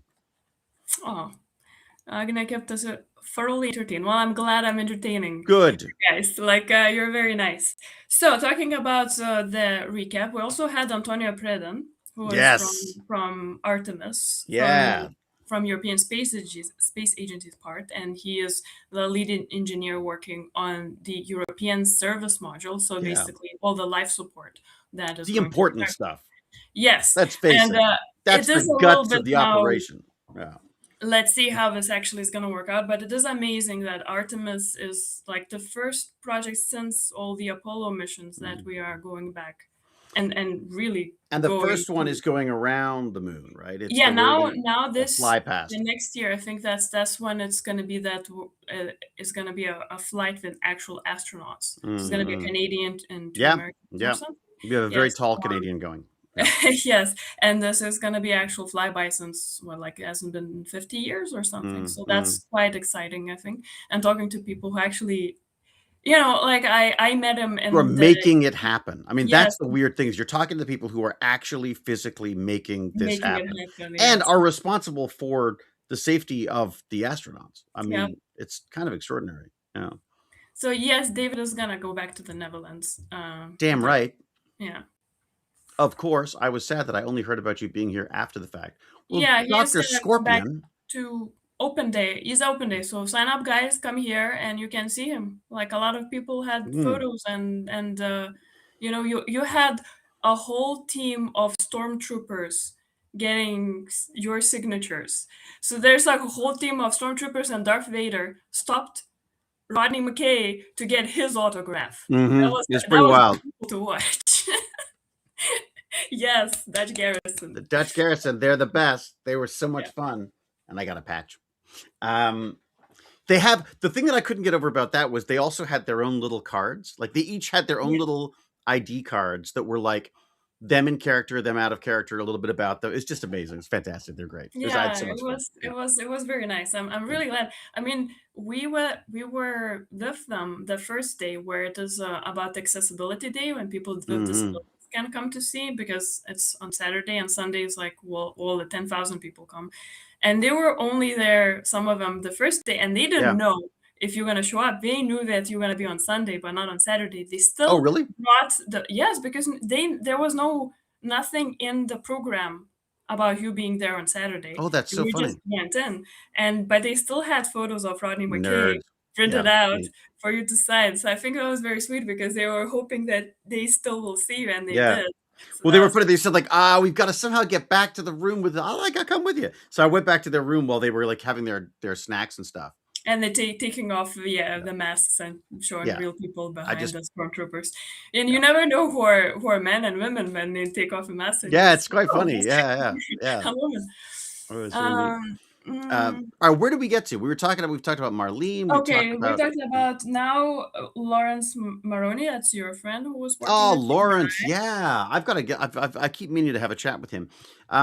Yeah, he was fascinating because we met a couple of years ago, a few years ago now, I guess. When this is like just pre Chat GPT, like just it was just beginning to sort of show up, and he was working on basically taking all of the Stargate scripts, putting them into a model, and having it try to write, some other Mhm. scripts. And then he and the what I can't remember the name of the company now. The Companion it's a sci-fi newsletter or something. Had got us all together and had us speak some of these at the time ridiculous lines, and Yeah. it seemed almost. I mean, there was definitely a couple of times where I sort of went like, "Oh, well, that's neat," but for the most Mhm. part, it didn't make any sense at all. And to see how far we've come since then is Yes. insane. Yeah. Yeah. Um, There's a good chat. There's a good chat. You talked to him like 2 hours or something was it about. really? Yeah, we could talk forever. Yeah. He's interesting too because he's also. I mean, talk about that mix of art and science. I mean, Mhm. Lawrence is a writer and a storyteller at heart. Mhm. But his expertise is in AI. And before all the hype and everything. I mean, he was at Google. He's now at ARM. Fabulous guy, just amazing. Yeah, and he's also got if you want to see that podcast, but he's also got a number of courses that you could take, like free courses that you can get an understanding of what he's up to and how to Oh, code the maybe we machine should put models. that into links of Yeah, his. I should actually. That's a good point. Uh, To answer Dr. Scorpion, there is an accessibility day for ESA Open yeah, Day. On Saturday, there's an accessibility day. it's pretty neat. They have only 600 tickets for that one. Is that So, it? yeah, it's so much smaller, but it is very nice that they actually made it so it's a lot less people. It's a bit smaller than the Sunday event, but you don't get the crowds because Sunday Mm, is 10,000 people, yeah, and yeah, it's insane how crowded it gets. You remember, like David, that yeah. some places that we were walking freely and talking to people on Saturday Mm, were so crowded you can't even move, yeah. No, it was basically. bizarre. I mean, I sort of didn't believe you when you said it was like 100,000, but it's like it 10,000, not ten 100,000. thousand, a million people. Um, uh, Yeah, it was extraordinary. Like I couldn't get over the number of people, and I love that was the response. That's Europe's response to the space agency. I wish I mean I think you see that with NASA for sure, but I'm Yeah. not sure you see it. It's I hadn't seen it in Europe like that. It was amazing. So yeah. Well, I'm glad you could come, and now it's going to be a Mm. pilgrimage, as you said. The other So, thing I'll say about Lawrence that I thought was really interesting was that uh, he is that he was looking at the problem of AI. Like, how do you get AI out into the world? And the company he was working for at the time, I believe it was Google, was trying to sort of pitch this as a technology, and he said, "Whoa, whoa, whoa, whoa, wait a second. You know what we need to do? We need to pitch it to developers, to programmers. We need to show them how you can use these tools because that's what's going to get it out to people." Yeah. And he was very right, very, Yeah. very right about that. But that was Absolutely. just a fascinating take on it. So So the other, I think, exciting guest that we had, and a lot of people wanted to see that, was Ivana Kurich, who talked yeah, about quantum computing. yeah, yeah. Quantum computer is such a topic that people want to hear That about. feels like so long ago now. Yeah, It but was she was such a the great chat too. Oh, first chat. She was you. I wasn't there because you were talking with Japan time, like oh, our that's right, yeah, that's right. And she yes, just moved to Japan too. and she's doing quantum computing research there, and it's interesting. She Mm, just went into that subject because she liked physics, and then she mm. found it fascinating. And she was my ex-colleague. Like, I used to work with her in the previous company that I Have you worked. spoken to her since? Do you know what she's up to now? Is there? I saw only on LinkedIn her updates. They're looking for more people to work in Japan, and that's Well, she's also isn't she was also in charge of greenlighting new science funding projects too, wasn't she involved in well, that? she's With it? in Japan. That's in Osaka, or Osaka was it, or Okinawa? I Okinawa, think I it's think. isn't it? I thought it was oh, maybe. Well, she is You like know, I the trust your memory more than mine, Agni, for sure. yeah. But basically she is doing this kind of these um, how to bring the research into the world, Yeah, basically the real yeah. world, and make something happen out of it. Because And they're looking for people now to go and do that. yeah, do you want to? Of course, I want to do everything. That's the I problem, know. you know. Yeah, and we had also in that vein, we had Christopher from Xanadu, the CEO of Xanadu, Yes, and which you got to visit them because oh, Ivana used to work for them from it was Europe, and so she cool. connected us, and you could actually visit it in Toronto. So that was an exciting It was thing. amazing. Like I don't think it was. What's funny is so I haven't posted that interview because the sound was really bad. I've been trying to level the sounds out. There's only so many hours in the day, but there was uh, the trip there to see what they were doing, to watch them literally by hand building these Mm. machines, and this whole modular approach to it. I'm really curious to know where it's going to go. I feel like this could be. I feel like if AI hadn't hit when it had, I feel like we'd all be talking about quantum computing. Like I think that would be the big push for everybody. Probably it's just Mm, not in people's hands. yeah. That's the like as en masse, like the Mm, way ChatGPT made it very very possible to chat with your AI, and that's just mm, revolutionized. I think just the access to it, because mm, the GPTs were there before for you to play around with. It just was never an accessible model, like where you just go in and do that, and mm. how it worked out. So I think that is Okay, in an a interesting way, the of brilliance of how you make interaction mm, between a human and the technology. That's also very important, right? well, and the fact that there's almost no UI at all for AI right now. You just chat. It's Well, yeah, but so intuitive. Yeah, that is UI. Like, that yeah. is the user That's it. interface. Yeah, yeah, That's yeah. what it is, and it's such a natural for us. But there's nothing to Uh, learn really. There's not. So. just to respond, wholesome Mm. vampire. Lisa broke your brain. Yes, Lisa breaks my brain But in the all the best time. way. The best way. I love quantum physics. It's my kind of my go-to to read about Mm, besides cybersecurity. And mm. yeah, we have good conversations. And Lisa is just great. Yeah, And she's got again, the thing that you see with just about every single person we spoke to was this kind of almost like childlike curiosity and passion for what they do. And even I mean talking to Kuhn the other mm, day, mm, that's about funny. how we both started in the same place, wrecking train sets and taking apart Yeah. TVs. And I think that's such a I I worry that we don't push that enough, that there's Well, like that's why you started Tech Bandits, so that's it. Yeah, yeah, yeah. That's the I mean, and that's that like how do you make the like because once you start questioning this stuff, you've got all this access to information. Like you've said this before, like if you want to learn something, go yeah, learn it. It's there. It doesn't care. It doesn't there's matter whether you've got a university degree or not. You still figure out how to learn it. So no yeah. barriers. Yeah. Absolutely right. And yeah, so Kuhn was the last person you talked Yeah, to yeah, there. yeah. And how we I met it posted was that one last night. Yeah. because we had a special tour that we were offered by European Space Agency, Yeah.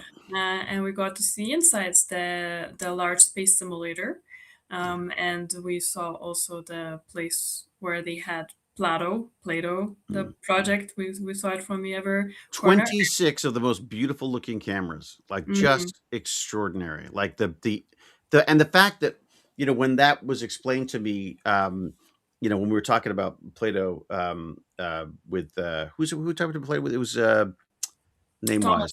Thomas. With Thomas, the idea that it wasn't just that they had to build 26 cameras, they had to create and invent the sensor for each one of those, and each one of them had to be exactly the same because they're all being used in tandem. They literally had to create 26 perfect Yeah, replicas of this thing. yeah. Um, you Space know, is space is very very difficult and complicated and mm, takes a very long time, Look at me. especially. I can't even do a freaking Zoom chat or whatever this is, a restream chat without losing Yes. connection.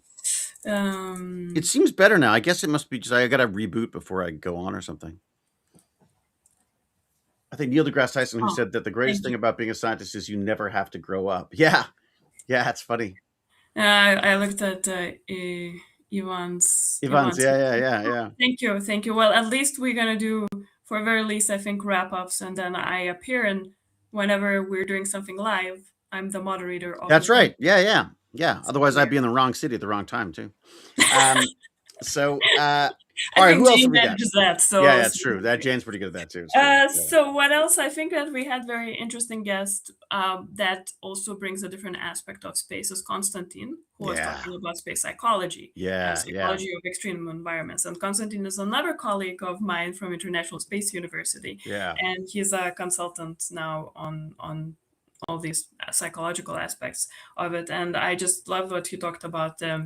How just the design of the station and all these things that we want to build in the future is important for people's psychology, like And more hasn't been comfort, more done. Like, color, more yeah, privacy. Yes. they're all like it's being designed for function. It hasn't been designed for the comfort of the people who will be on it if we're going to Well, man it's these our things. first project. Well, not first, but like first really big long-term project. There were other Mm, stations before, like Mir and others. But yes, these are first attempts. And yes, human comfort is not the first thing. mm, But if you want people living there long term, yeah, like there are all these other aspects that need to be taken into mm. account. Because yeah, I- humans are humans. Excuse me. Bless you. Excuse me. So yeah, I think Constantine's are is a very interesting Hey. podcast too as well. So you guys can listen to it on YouTube Oh, or it's great. Yeah. I on mean, eh, Spotify. that was fascinating too, because also it's, and then we talked later with someone who was actually in the Mars 50 program as Yes, well. Romain Charles. Yeah. Like he was the first after the summer break that we Mhm. talked to. Well, you talked to because I think yeah, I wasn't there. I was Mhm. on my honeymoon. Yeah, that's And right. you talked to Romain, who was in the Mars 500 Yeah. project. That was I think they stayed a year inside or locked up Yes. or Yeah, longer. it was like over 500, 500 days. I know 500 that. Yeah, days yeah, yeah. locked up for the Mm. project to simulate In the Russia.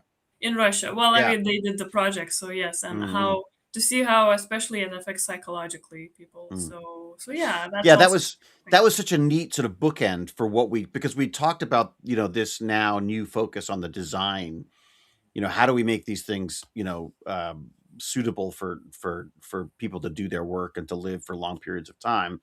And Constantine's, I loved his experiments being out in the Arctic, and then there was some deep sea stuff that they'd been a part of as well, and just how these environments will affect you, psychologically. How do you deal with like living with basically on top of each other for long periods of time, and then to be able to talk to Romain about actually having done it yes. was just fantastic. I mean, we didn't even plan that, but it was just an amazing, amazing. Yeah, he's working also very in European Space Agency in the UK, Hmm. and Hmm.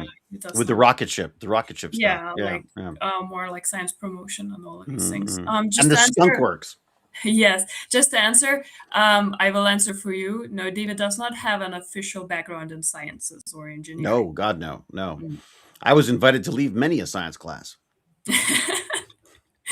Yeah, but I think that the fact you downplay how much you actually know all the time, because the way you can keep up with all the scientists, they are amazed that when we have a background chat with them Mm, after you have a live stream, and everybody says, and when I meet them they also say like how natural it was, how you asked the right questions, and how you just kept up with it, so you have a oh wow. general broad knowledge and curiosity enough to make these live streams Mm, and make them so feeling so natural and so engaged. And when the audience said, because I was always looking at the comments mm. and the way people are talking about that, some of the streamers, some of podcasters just have a list of questions and they go through them. It's like, oh, okay, nice I'm answer. not And that organized. next question. But no, but you actually listen and then get the bit that is interesting and then try more and more, and that is a natural conversation instead of Mm, an interview. So mm. it's more conversations. That's what it is. These like fireside chats rather Mm. than official interviews.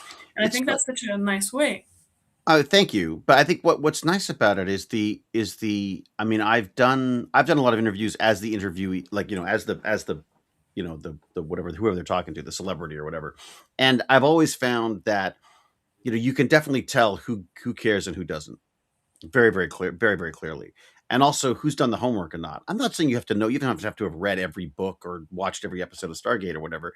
I mean, but if you're going to be interviewing someone, you need to at least have a slight understanding of at least the topic. And most of the topics that I'm talking to people about, there's no way I'm going to know everything about. But it's one of the reasons why I love AI as well, is for myself with the research. It's just amazing because it's great at sort of pulling things together and helping me summarize stuff. I mean, I'll read the abstract of a paper, but I'm Yeah. not gonna understand the rest of it. So it's nice to have tools that can Well, help yeah, me. yeah, and absolutely, we need people who are generalists, we need people who are specialists, and we need Mm, all these interactions because yeah, like mm, you and you do have, like, again, you downplay your knowledge, but you do have so much of all these different knowledge aspects that you have from mm. all these different backgrounds that it makes you a very good interviewer. I think this is the perfect spot. This is where I should be. That is my Yeah. happy place. I mean, the reality is, I've got to say, I mean, apart from actually doing the acting stuff, which I obviously love, I'm definitely finding, though, even that I find this draws me a lot because it's an opportunity to learn something. It's an opportunity to meet people. It's an opportunity to go places that you just wouldn't go to otherwise. And it's like, I'm very thankful to Stargate for that because that's opened up so many possibilities for me. Well, this Um, wouldn't be like if I'm a Stargate genius wouldn't be without Stargate. So yeah, that's it for would sure. just be I'm with Genius. Yeah. And I wouldn't know you, so And they wouldn't know me, and it would seem very arrogant. That's so true. How are we at recap? Where are we at? We got like no, we're sorry, very good. Like I don't have we my list. are actually at the end. Like we also had Bart Coop, Oh that yeah, had the yeah, guest also from TU Delft, and he is yeah. working with Lisa, and Lisa is the one who introduced us to him. Yes, yes. Because he's using the quantum to measure gravity, right? That was his. Yeah, they're doing that project, Mm. the Maquis project Yeah, for Mars. They're yeah, trying yeah. to push that happen. So we might have next year, maybe both of them talking about that. That Oh would be yeah, I'd love interesting. to. Yeah, Yeah, yeah. And we at the have. very least, I want to go and visit him because he's got, Oh, we will. Like, I and mean, he. if you, especially if you come here, as we talked on the Hmm. Comic Con schedule, we could do the TU Delft visit for Yeah, sure. yeah. And Bart was doing the historical stuff as well, right?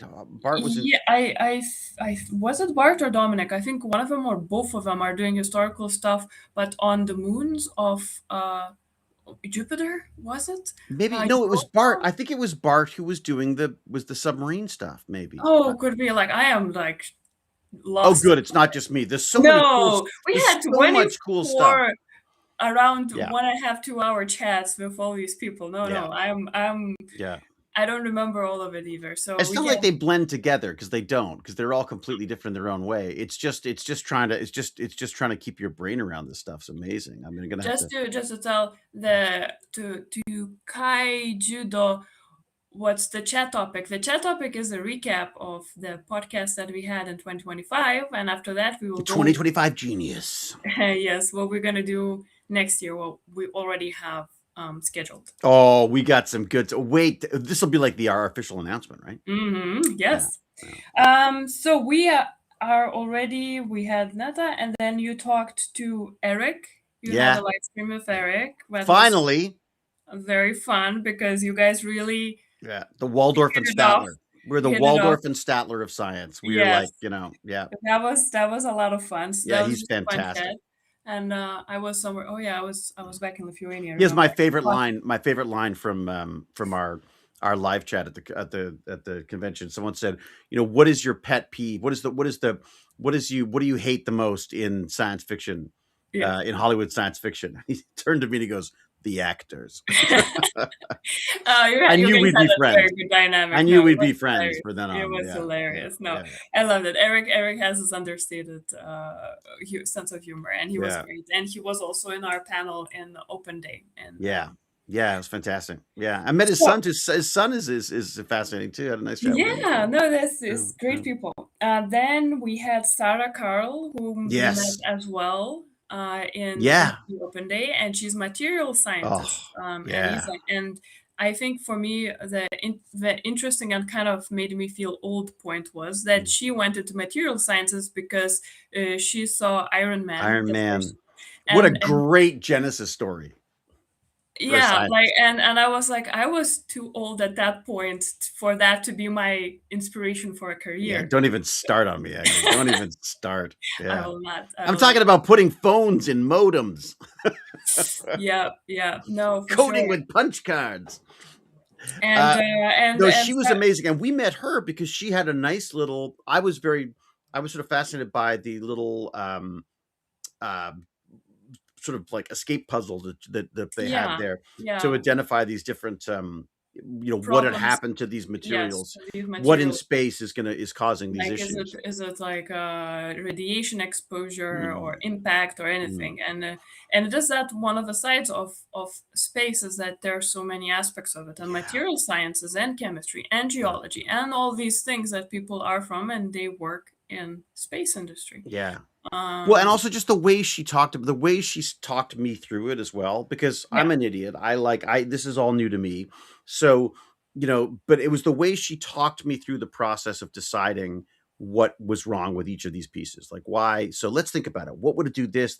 Oh, look, doesn't it look like there's something on that? Like it was just she did such a good job of explaining it. And again, again this sort of palpable love of what she's doing. yes, she I was mean, great at talking. Yeah, who gets excited about material sciences? I mean, well, as it turns out, why the hell aren't we all excited about it? I mean, that's the funny thing is you come out of all of these going like, why don't we all just focus on this one thing that they're doing? Because it's yeah, so cool. it was fun. I think it is lovely that she had this display because it's gamified, and Mm, if you yep. gamify anything, almost Mm, anything can be very interesting and mm. exciting to experience because It's it's a tough to different way. do. It Yeah, really is tough to do. yeah, It's like we're trying to do that with the I'm working with the University of Toronto on some escape puzzle learning approaches for their biology class. And I mean, I think it's going quite well. I mean, I haven't touched space with them for a little while, but they're actually going to release a paper on it, I think. So we'll see how it sort of pans out. But I thought, yeah, Sarah. The other thing about Sarah, which I really appreciated, um, was that Iron Man story about like she watched Iron Man with her dad, and then went, wait a second, Iron Man is freezing. That material is freezing as he goes up. We've got to solve that. So she yeah, goes up. She doesn't. The guys, us guys. This is another reason for different perspectives and a sort of diversity in this stuff is that if we're all white guys who love Iron Man for the rockets and the action stuff, that's the stuff that gets invented. Everything else gets ignored. Sarah saw Iron Man and went, "What material can I create that would stop it from malfunctioning at high altitudes like that?" yeah, And that's the kind of thing where you go like, that is why we should be promoting STEM to everybody. That's why engineering shouldn't be a male profession. That's why, that's the it's one of the other reasons why I love escape puzzles. If you got all the same guys in the room, they're not getting out because they're not going to have different perspectives on stuff. You get a mix of people in there. Oh, there you go. There's all sorts of solutions, some that weren't even planned on. So it's yeah. fascinating. Yeah.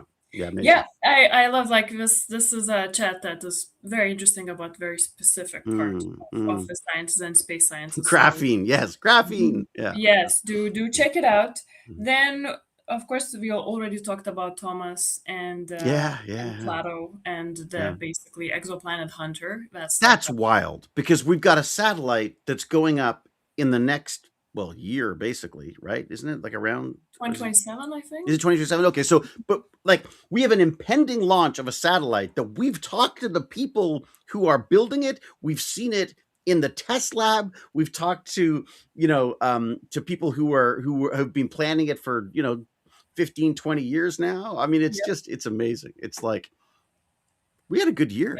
Yeah, yeah, and then Mm, we had a special person who is not in space in anything. yeah. It's Marty, Dino Yeah, Marty, Dino Marty. Oh my God.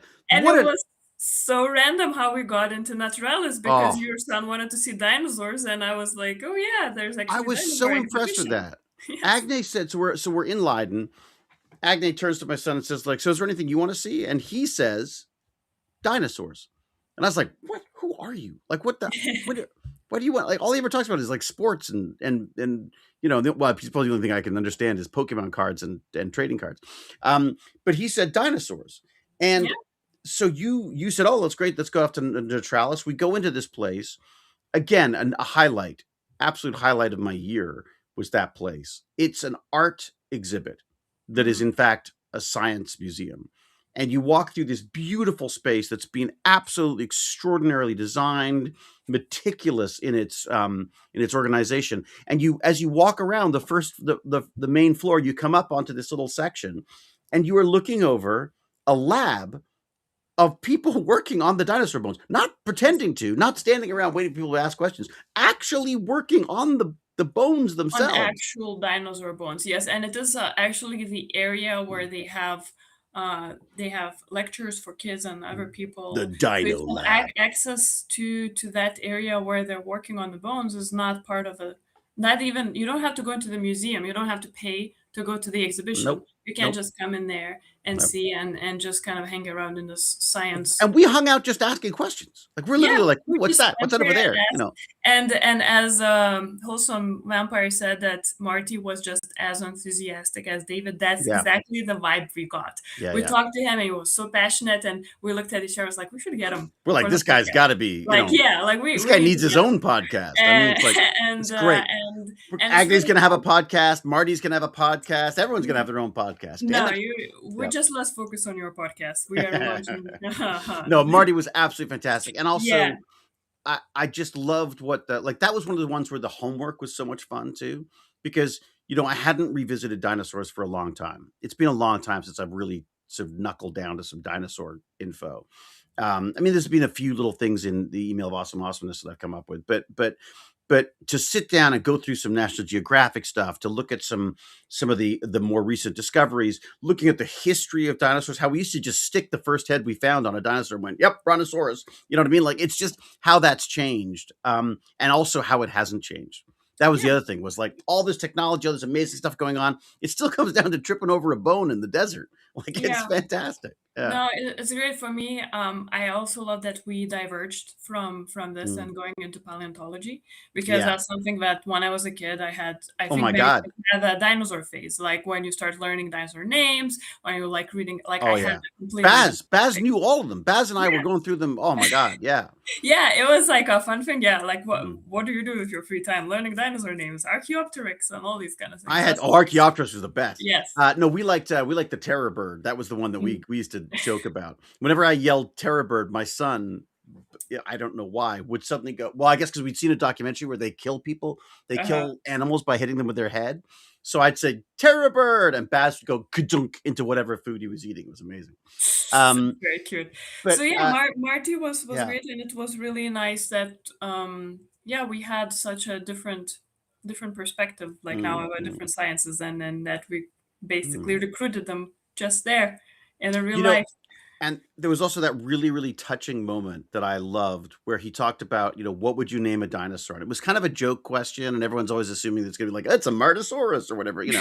And he's like, no, I call it Mhm. after Lisa, my friend who was Yeah, who worked there and didn't, has passed away. unfortunately passed Yeah, away, and that's she's going to get a dinosaur named after her. Like I was like, That's This so lovely. what's so wonderful about this podcast, and again, why I thank you so much for making it happen, You're is that welcome. what we're seeing is, and I think we rarely do this, is we learn about the science, and you get a sense of what's happening in a scientific way.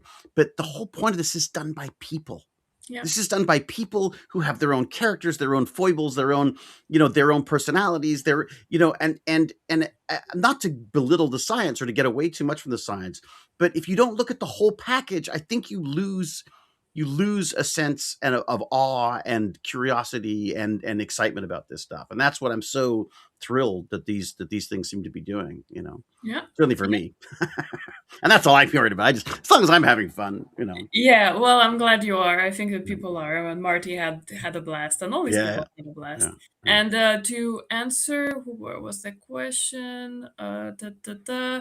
Retired millennial, are your glasses 3D printed? Yes, yes. David's glasses are 3D printed, and we Yeah. actually Because I had keep sitting on them. he had a person. Well, we're gonna have in the future Oh, that's going to be a on fun the one. podcast. Another Marty. Yes, that we talked to yesterday from cybersecurity, and that's how we met him It's because so he saw good. David and he didn't know anything about He didn't Stargate. say hi. It was like I was like, hey. He's like, hey, are those 3D printed? I was like, Yeah, yeah. exactly. And they got talking, and Yeah. he works in this global cybersecurity stuff, and we nerded out so Oh my good God, it was so yesterday good. And then about we even got into 3D cybersecurity. printing and the whole, yeah, it was Yeah, amazing. Yeah. so we're gonna diverge He's a coming up. little bit from space science because most of people I know are connected to space in one way or another. Mm-hmm. But it's nice now, as a big cybersecurity nerd, to talk to these people is gonna be Yeah. also very nice. And Just that's like the point. The point is to, it's like, it's been amazing because we've had this opportunity, thanks to Agny, to talk to so many of the ESA people. So I'm not turning that down. And I love, my love I've gone from you were talking about as a kid with the dinosaur stuff. I had two sticker books that I remember when I was about, maybe 5 or 6 years old. One of them was a space one where you stuck the stickers of the planets in there when Pluto mm, was still a planet, and we had everything wrong basically. And then the same thing with the dinosaurs. I had the dinosaur stickers as well. Again, back in the day when they were kangaroos. That's the other yeah, thing I loved about Marty's thing was like he's like, yeah, they used to be awkward kangaroos. Then we've learned that they're actually more, yeah. much more nimble and terrifying, really. So Yes, that they are. They were apex predators, and then they were scary, and mm, yeah, it was yeah, very nice. it makes And chicken scary. I know, right? Like, but I somehow really don't want to see T-Rex with feathers. It just makes it. Yeah, it creeps it out too. You Yeah, get a it little just bit of hair on a lizard looking thing. like Ugh. it's just weird. It Yeah, just feels like it would be weird. yeah. So talking about then, like we wrapped up 2025. We had 24 streams. So And that's James Gurney too. We didn't talk about biology, oh the biology yes, set. sorry. Like I haven't. I guess I haven't noted everything. Yes, James Gurney. We had that like Yeah, because we had an James extra stream. and I James I didn't want to have it talk in to my again list too. because it was impromptu that you made, so I didn't have it in my list. Right. Oh, I see. Yeah. Well, James is fantastic. James and I go way, way back. I was Mhm. watching his educational videos on YouTube. Thanks to Q, actually. Q Dragon was the one who introduced me to him. And he was working, he was experimenting with these different approaches to the phage approaches to Mhm. bacteria. And he is just one of the most knowledgeable, amazing, fun people to talk to. Yeah. And I just thought, I got a free week. I've always loved my recent love of biotechnology and molecular biology stuff is yeah, it's a bit of an obsession for me right now. I'm actually reading the book I'm reading right now is The Selfish Gene by Dawkins. Mm. Um, but just it was again, it's always amazing to talk to James about this stuff because he loves it. He has a very sort of like he doesn't.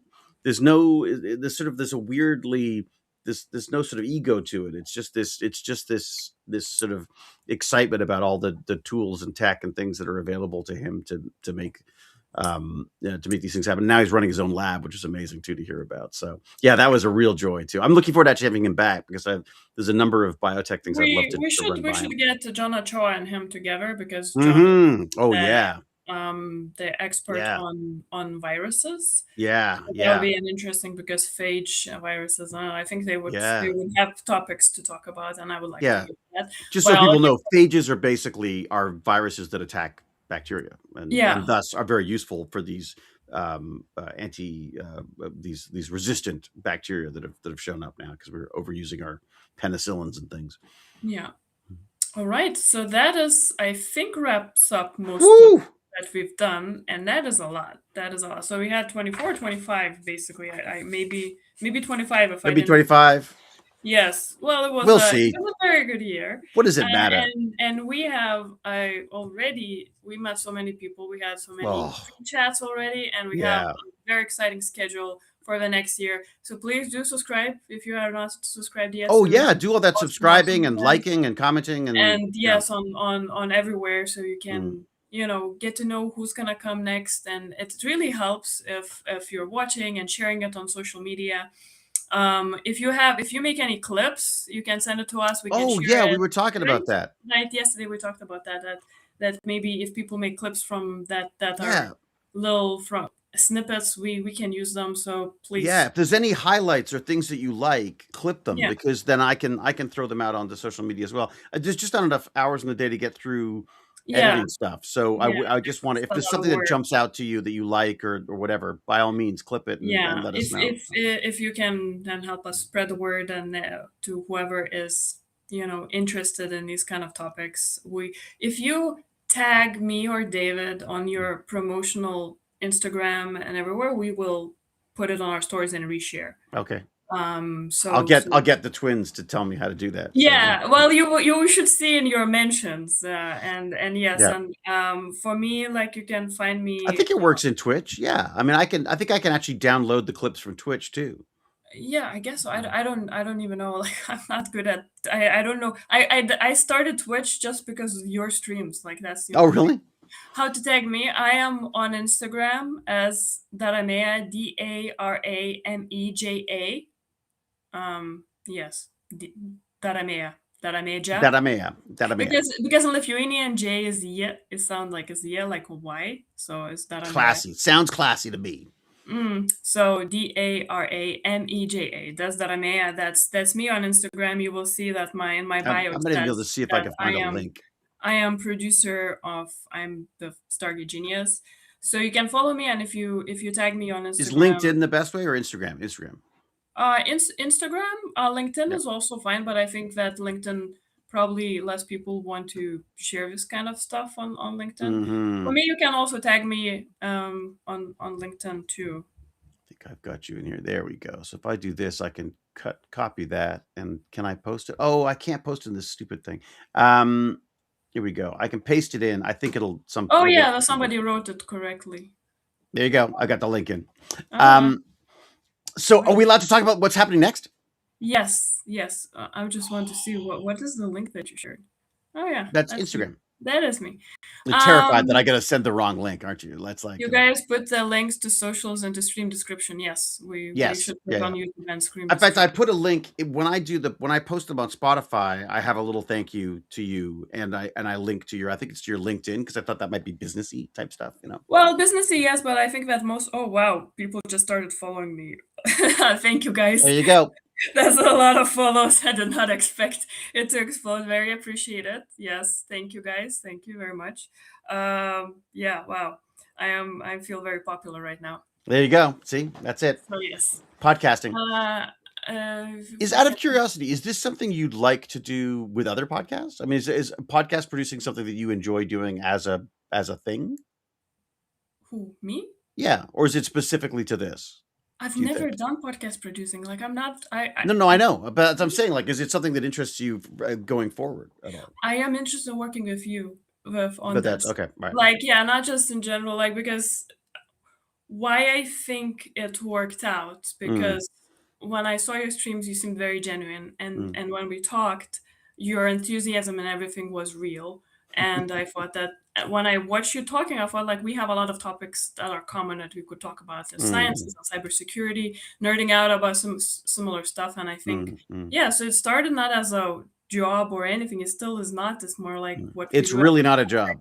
yes, it's a project that we do together. Mm, So I think for me it's not about like, oh, do you want to do this profession? It's about making this into mm, something real mm, because we are you do what you enjoy, I do what I enjoy. A lot of people are benefiting. It's such a win-win-win situation for Hmm. everyone. I think it's a positive Oh podcast. God, yeah, yeah, it's fantastic. So I And think that's the other thing is it is positive. I mean, that's what I do like yeah, about it as I well. think It's not, we need more of these. yeah, but So not that's great. Pollyanna. Like it's not like No, I it's feel like we can talk about the the depressing stuff as well, but there seems to be in general a hopeful feel from this stuff for the most part. yes, and I think that we need more of that. And then this is realistic. This is real science. It's not something like there's so many pseudoscientists and there's so many people Mm. on podcasts Yeah, today. buy our supplements. Yeah.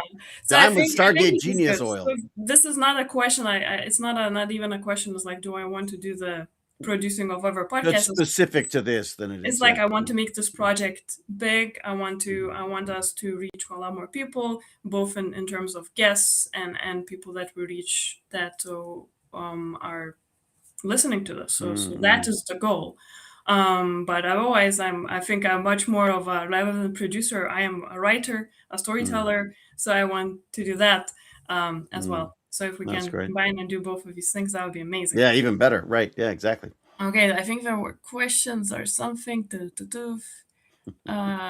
Space space Cal, isn't real and birds are government drones. There you go. thank you, Cal, for making exceptions and stuff. I have no idea how to do any modding. I'm just Oh, is like, Cal be doing her fabulous modding? yes, Thank you, yes, Cal. thank you, Cal because the Hammer. I have no idea about Twitch. Like, I don't use Twitch, and I feel very old because I'm very confused with all the Twitch stuff that It's pops up. odd. There's so It's an many odd. things that pop up. I kind of like this because it's like sort of a view from 1,000 feet because you get all of the chats without actually having to be in each system, which just gets confusing for me. I mean, Yes. so yeah. Okay, thank you for who said that I'm pretty natural. I don't know, I don't know how to pronounce this.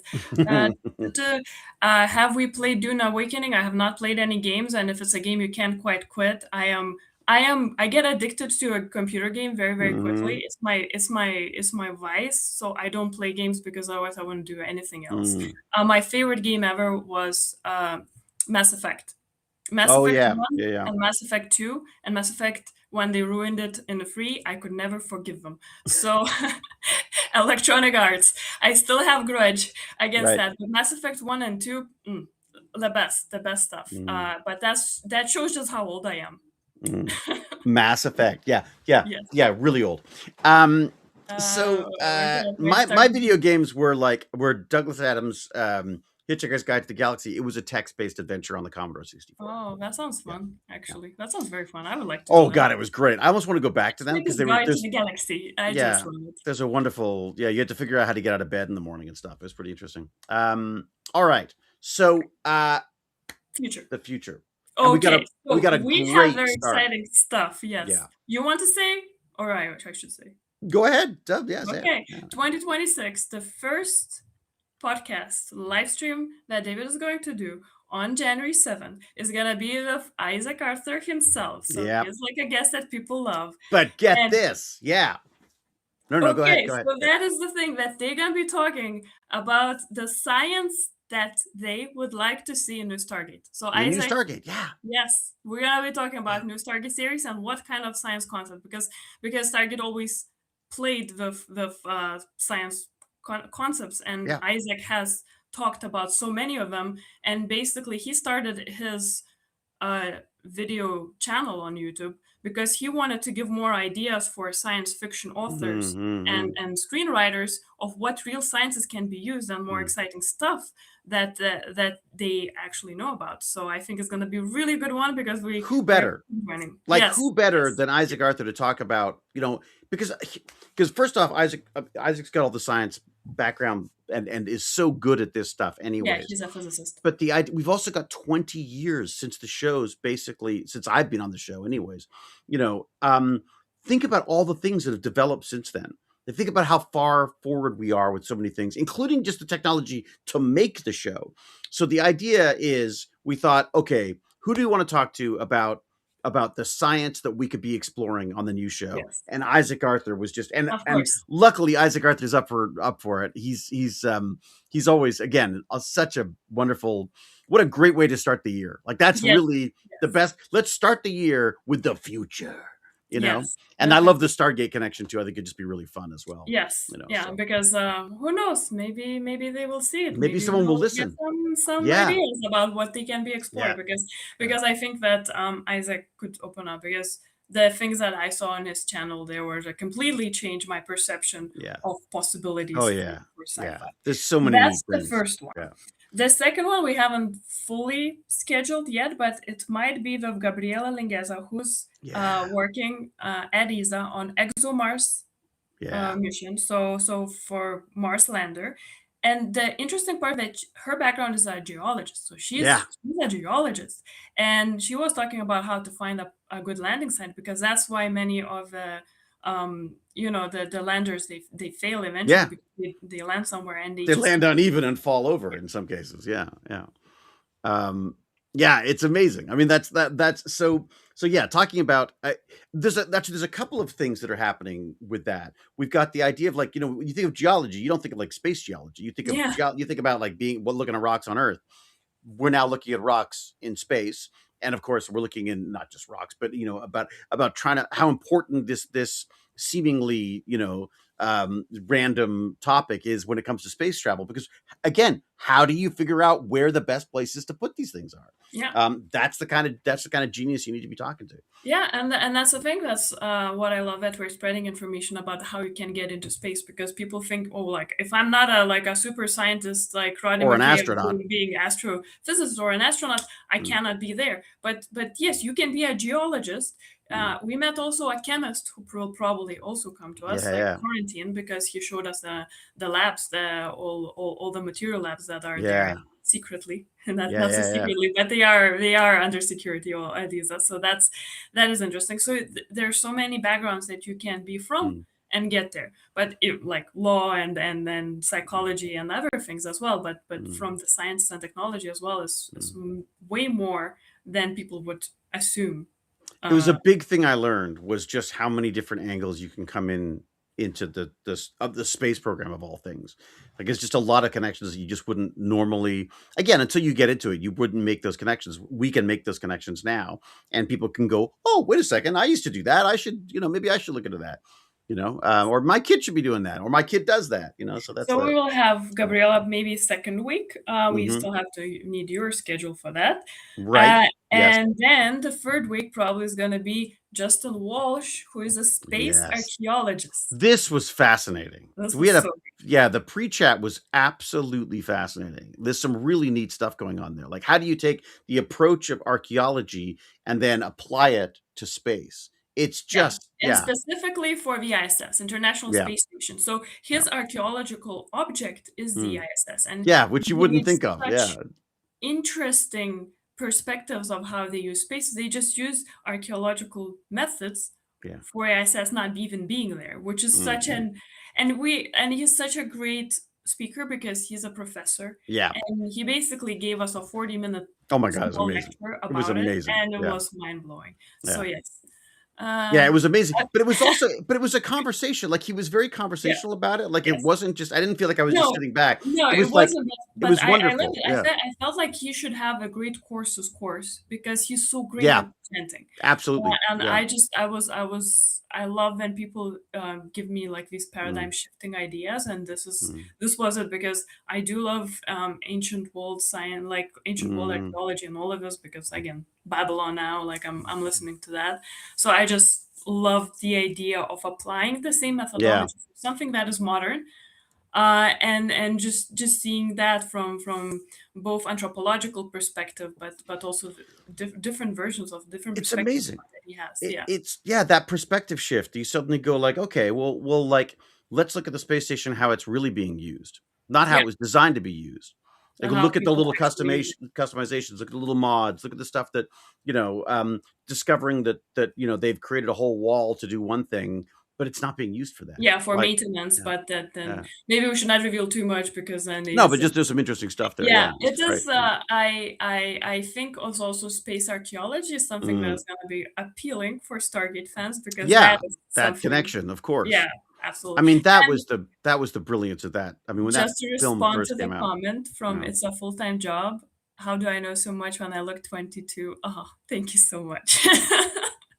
That is very sweet. I am definitely not 22. Like more 23. than a decade off. So yes, but thank you. Um, what Um, would stellar archaeology even be called? Extraplana yeah. yeah. Well, We'll we'll find out. find We'll it get a next. name. We'll We'll get a find name. it. Yeah, yeah, So yeah, so third week probably is gonna be just English. I'm so looking forward to that. This is gonna be yeah, exciting. yeah. Then we have somebody from CERN. We have Sarah Oh, yeah. from CERN Yeah, yeah. who works on such interesting subjects as well. Oh my God. Yeah. I mean, I mean, like, for those of you who don't know, smashing together particles to figure Yes. out what the other, what, to prove Einstein right or wrong or Hawking's or whatever. I mean, like yeah, and it's just an amazing place. But I am almost as interested in the in CERN as a space as I am about the technology that the science that they're doing there. I mean, it's Yeah, just and we extraordinary. probably gonna go to CERN I and really hope so. actually like if we make it happen next Yeah. year If I for don't us, and screw we're up gonna that interview too badly. yeah, probably we should have either live stream or at least videos from CERN Mm, talking to particle scientists, which is going to mm. be very exciting. So Yeah, yes, yeah. so yeah, so possibly that's a possibility. Though for me, for Sarah, were interesting parts that she was talking about that she's using the a large language model Mm. logics of tokenization for planetary Ex system development so Yeah, they can yeah. actually use AI to create um, different versions of how planetary systems can evolve Yeah, yeah. so they can actually find I exoplanets forgot better. about that. Yeah. Yes, so they can find the exoplanets and they want to combine this with Plato mission. Mm. So yeah, so the data, because why we did I'd not forgotten that know connection. Yeah, before yeah. that about exoplanets is because we thought that most of the development happens the same way, that you have rocky planets and then you have gas giants. But Mm. we actually, in the data of astrophysics, we had exoplanets already that we realized much later. They were called hot Jupiters. So Mm, the mm. gaseous giants that are very close to the sun and going very fast around it. So the data was there. It's just we didn't know because we didn't even assume that planetary development can be different from Yeah. solar system. So what they're putting it is putting LLM logics Mm. to making the evolution of the And planetary simulating them, system. getting them Yes, to create and much multiple faster simulations. Yeah. because otherwise it requires, it has a lot of very complex physics, of course, Mm. there and everything. Yeah, that's gonna be wild. I can look forward Behind to talking about it. Yeah. that. And another project I'm just working with Oliver is the one that using Lisa, the gravitational detector, Mm-hmm. for potentially detecting near Earth asteroids. So for Oh, planetary yeah. systems. So you not just have like Planetary Lisa. defense. Yeah. Lisa is gonna, well, Lisa LISA. So Lisa, not the person, Lisa, the project of Yeah. European Space Agency. We're not It's launching not Lisa just Werner gonna into space. be Yeah. listening to the gravitational waves from faraway galaxies and quasars and whatnot, but it is going to be listening to the nearby objects and finding near planet objects, so neos, Mm-hmm. like asteroids. So that is such a great. I love talking to her because these Yeah. two things were like, oh wow, that's what you're working on, and she's very young. Like she is Mm. actually young, Mm. not like me, and that they're working on such exciting ways of using new technologies and just Mm. using the same technology. Yeah, I'm really curious to see how the large language model works like that, because it sort of makes sense, because by tokenizing everything like that, and And then creating their own models, yeah. yeah, yeah, it's gonna be fun. It's gonna be fun. Yeah. LLM in serious science is a problem. Well, yeah, Well, because we'll find out. if you're using, especially if you're using yes, the current ones, they're creating their own models and they're creating it to create different versions of like Mm. planetary evolution, and of course there's going to be problems. Yeah, these aren't general models. Yeah. These are specifically designed for them, or trained on So their yes, data. so CERN is going to be exciting, and Mm. probably this visit and her are going to open doors to more CERN people. So we're going to probably have more particle physicists, which is I hope excellent so. because Yeah. particle physics is something I love. I Yeah. love. I went through a whole course about particle physics for non-physicists. Right. particle physics for Particle physics non-physicists. for non-physicists. Okay. All Yeah, right. it's a mouthful to say, Right. and I just love I just love the whole idea that basically we thought, okay, there's an atom, and then there's something Oh in yeah, like and it was like a little yeah, like planetary system. there's Yeah. there's Yeah. there's nothing else, and then you just bump them together and everything comes out, and we cannot actually categorize them. It's so Yeah. crazy. Particle physics is fun because it's just so crazy. It's Everything well, and then of is course then that leads into the quantum mechanics stuff, which is really yes, yeah. I mean, yes, it's which is just my yeah. my Wow, favorite. that's fantastic. So Yeah. we will have her, and then we will have Mishi Benhouse.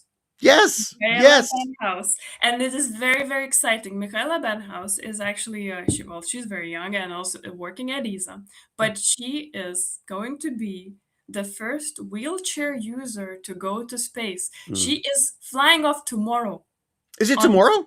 tomorrow, Oh I told wow. you, yes, yes, to 18. So she is now in Blue Origin. So if you follow Blue Origin on Instagram, you can see Hmm. her there. Like she is also preparing for they're doing all the preparations and stuff. And so she's the first wheelchair user who's gonna go to space, and it's very, very exciting. And she works at European Space Agency, and she was part of our panel when we were at ESA Open Day on Sunday, and she was talking about her experiences with that. She's actually a planetary scientist, also working on Mars occultation, something like that, some Mm. scientific term. I still don't know, but I've just put her yes, Instagram she is in going the to chat. be yes. Yes, so Michi Benhouse is very, very cool. I think that is just an amazing thing of opening up space for people with different abilities, and Wow. we will have her on our stream because she is somebody who we know and we talk to here. Wings for Life. Is that the I see. So that's the Mission Beyond Space. Mission Hands and Wings for Life. Oh, great, fantastic. Okay, I've got to do some sharing of some of this. Oh Yes, yes, wow. you can share and actually like yeah, Blue Origin now has all these photos of all their team going, so you can So follow. she's already done the zero gravity thing or the Yeah, microgravity yeah. thing. Well, she's That's done wow. the airplane like Yeah, yeah, yeah, yeah. she's done that before, but now it is like now I don't. she's That's with Blue something I don't Origin. want to do. I don't want to throw up in zero gravity. I just feel like it's a really bad idea. Yeah. Yeah. So if Isa told you like you can do it, you would refuse. I'd have to find out about if how many vomit bags I'd be allowed. I think. I think enough. So Yeah. yeah, so we're gonna have her, and it is very, very exciting. I think that we know somebody, That's and great. I didn't know she's we were the so far ahead chairman. on the planning. That's amazing. Yeah, no, we have that, and Mm. then we have Martin, who we talked yesterday. So we're Yes, gonna have yes. our first Cybersecurity. cybersecurity person, Yeah. probably one more from your side, the Mm. Jesuit uh, Oh yeah, hacker. I'm hoping to get. Yeah, I've got to talk to him. I imagine he's probably busy now because of Christmas coming up. But the Yes, hope is to talk to Father Balliser about that about his work as well because I'm just kind of fascinated to see so we're gonna what he's have been more doing. cybersecurity people, which is gonna be also Which is good interesting. because that's for our little nerddom, our Yeah. own little excitement on that would be yeah. I'm looking forward to that. Uh, Anyone else? We got anyone else? uh, That's got to be like how many months in is that? that's already 2 months, I think 2 months in that we have, and we have more people that I haven't scheduled yet and haven't done anything about it. Okay. And yes, ESA does have a disabled an amputee astronaut from the UK. That is correct. Hmm. And she is it's a different thing because she's going with Blue Origin. So she's not an ESA astronaut. She's not an astronaut trainee.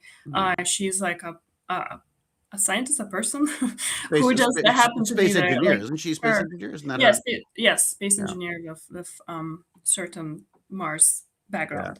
So yes, we have that, and then I was thinking that we could also bring back Lisa again for Hmm. another quantum chat. Yeah, I'm why thinking not? maybe like if I don't know if everybody in the chat like who has listened to her chats before and who is interested in quantum physics, we could do something more of people who are listening to us, so listeners sending in their quantum questions, Mm. and we could dive deeper into those and have this kind of interactive way because she already had two podcasts, and I'm thinking of bringing something that like You could do a specific topic or something. demystifying quantum physics, maybe having like okay, what is quantum bullshit and what is quantum Mm, real, mm, mm, mm, and then answering the questions. So maybe we mm. have that our quantum queen Yeah, for for this, so we could do this. and we'll get And James Gurnie back too because James. I'd love to talk to James about some more biotech stuff as well. So, yeah.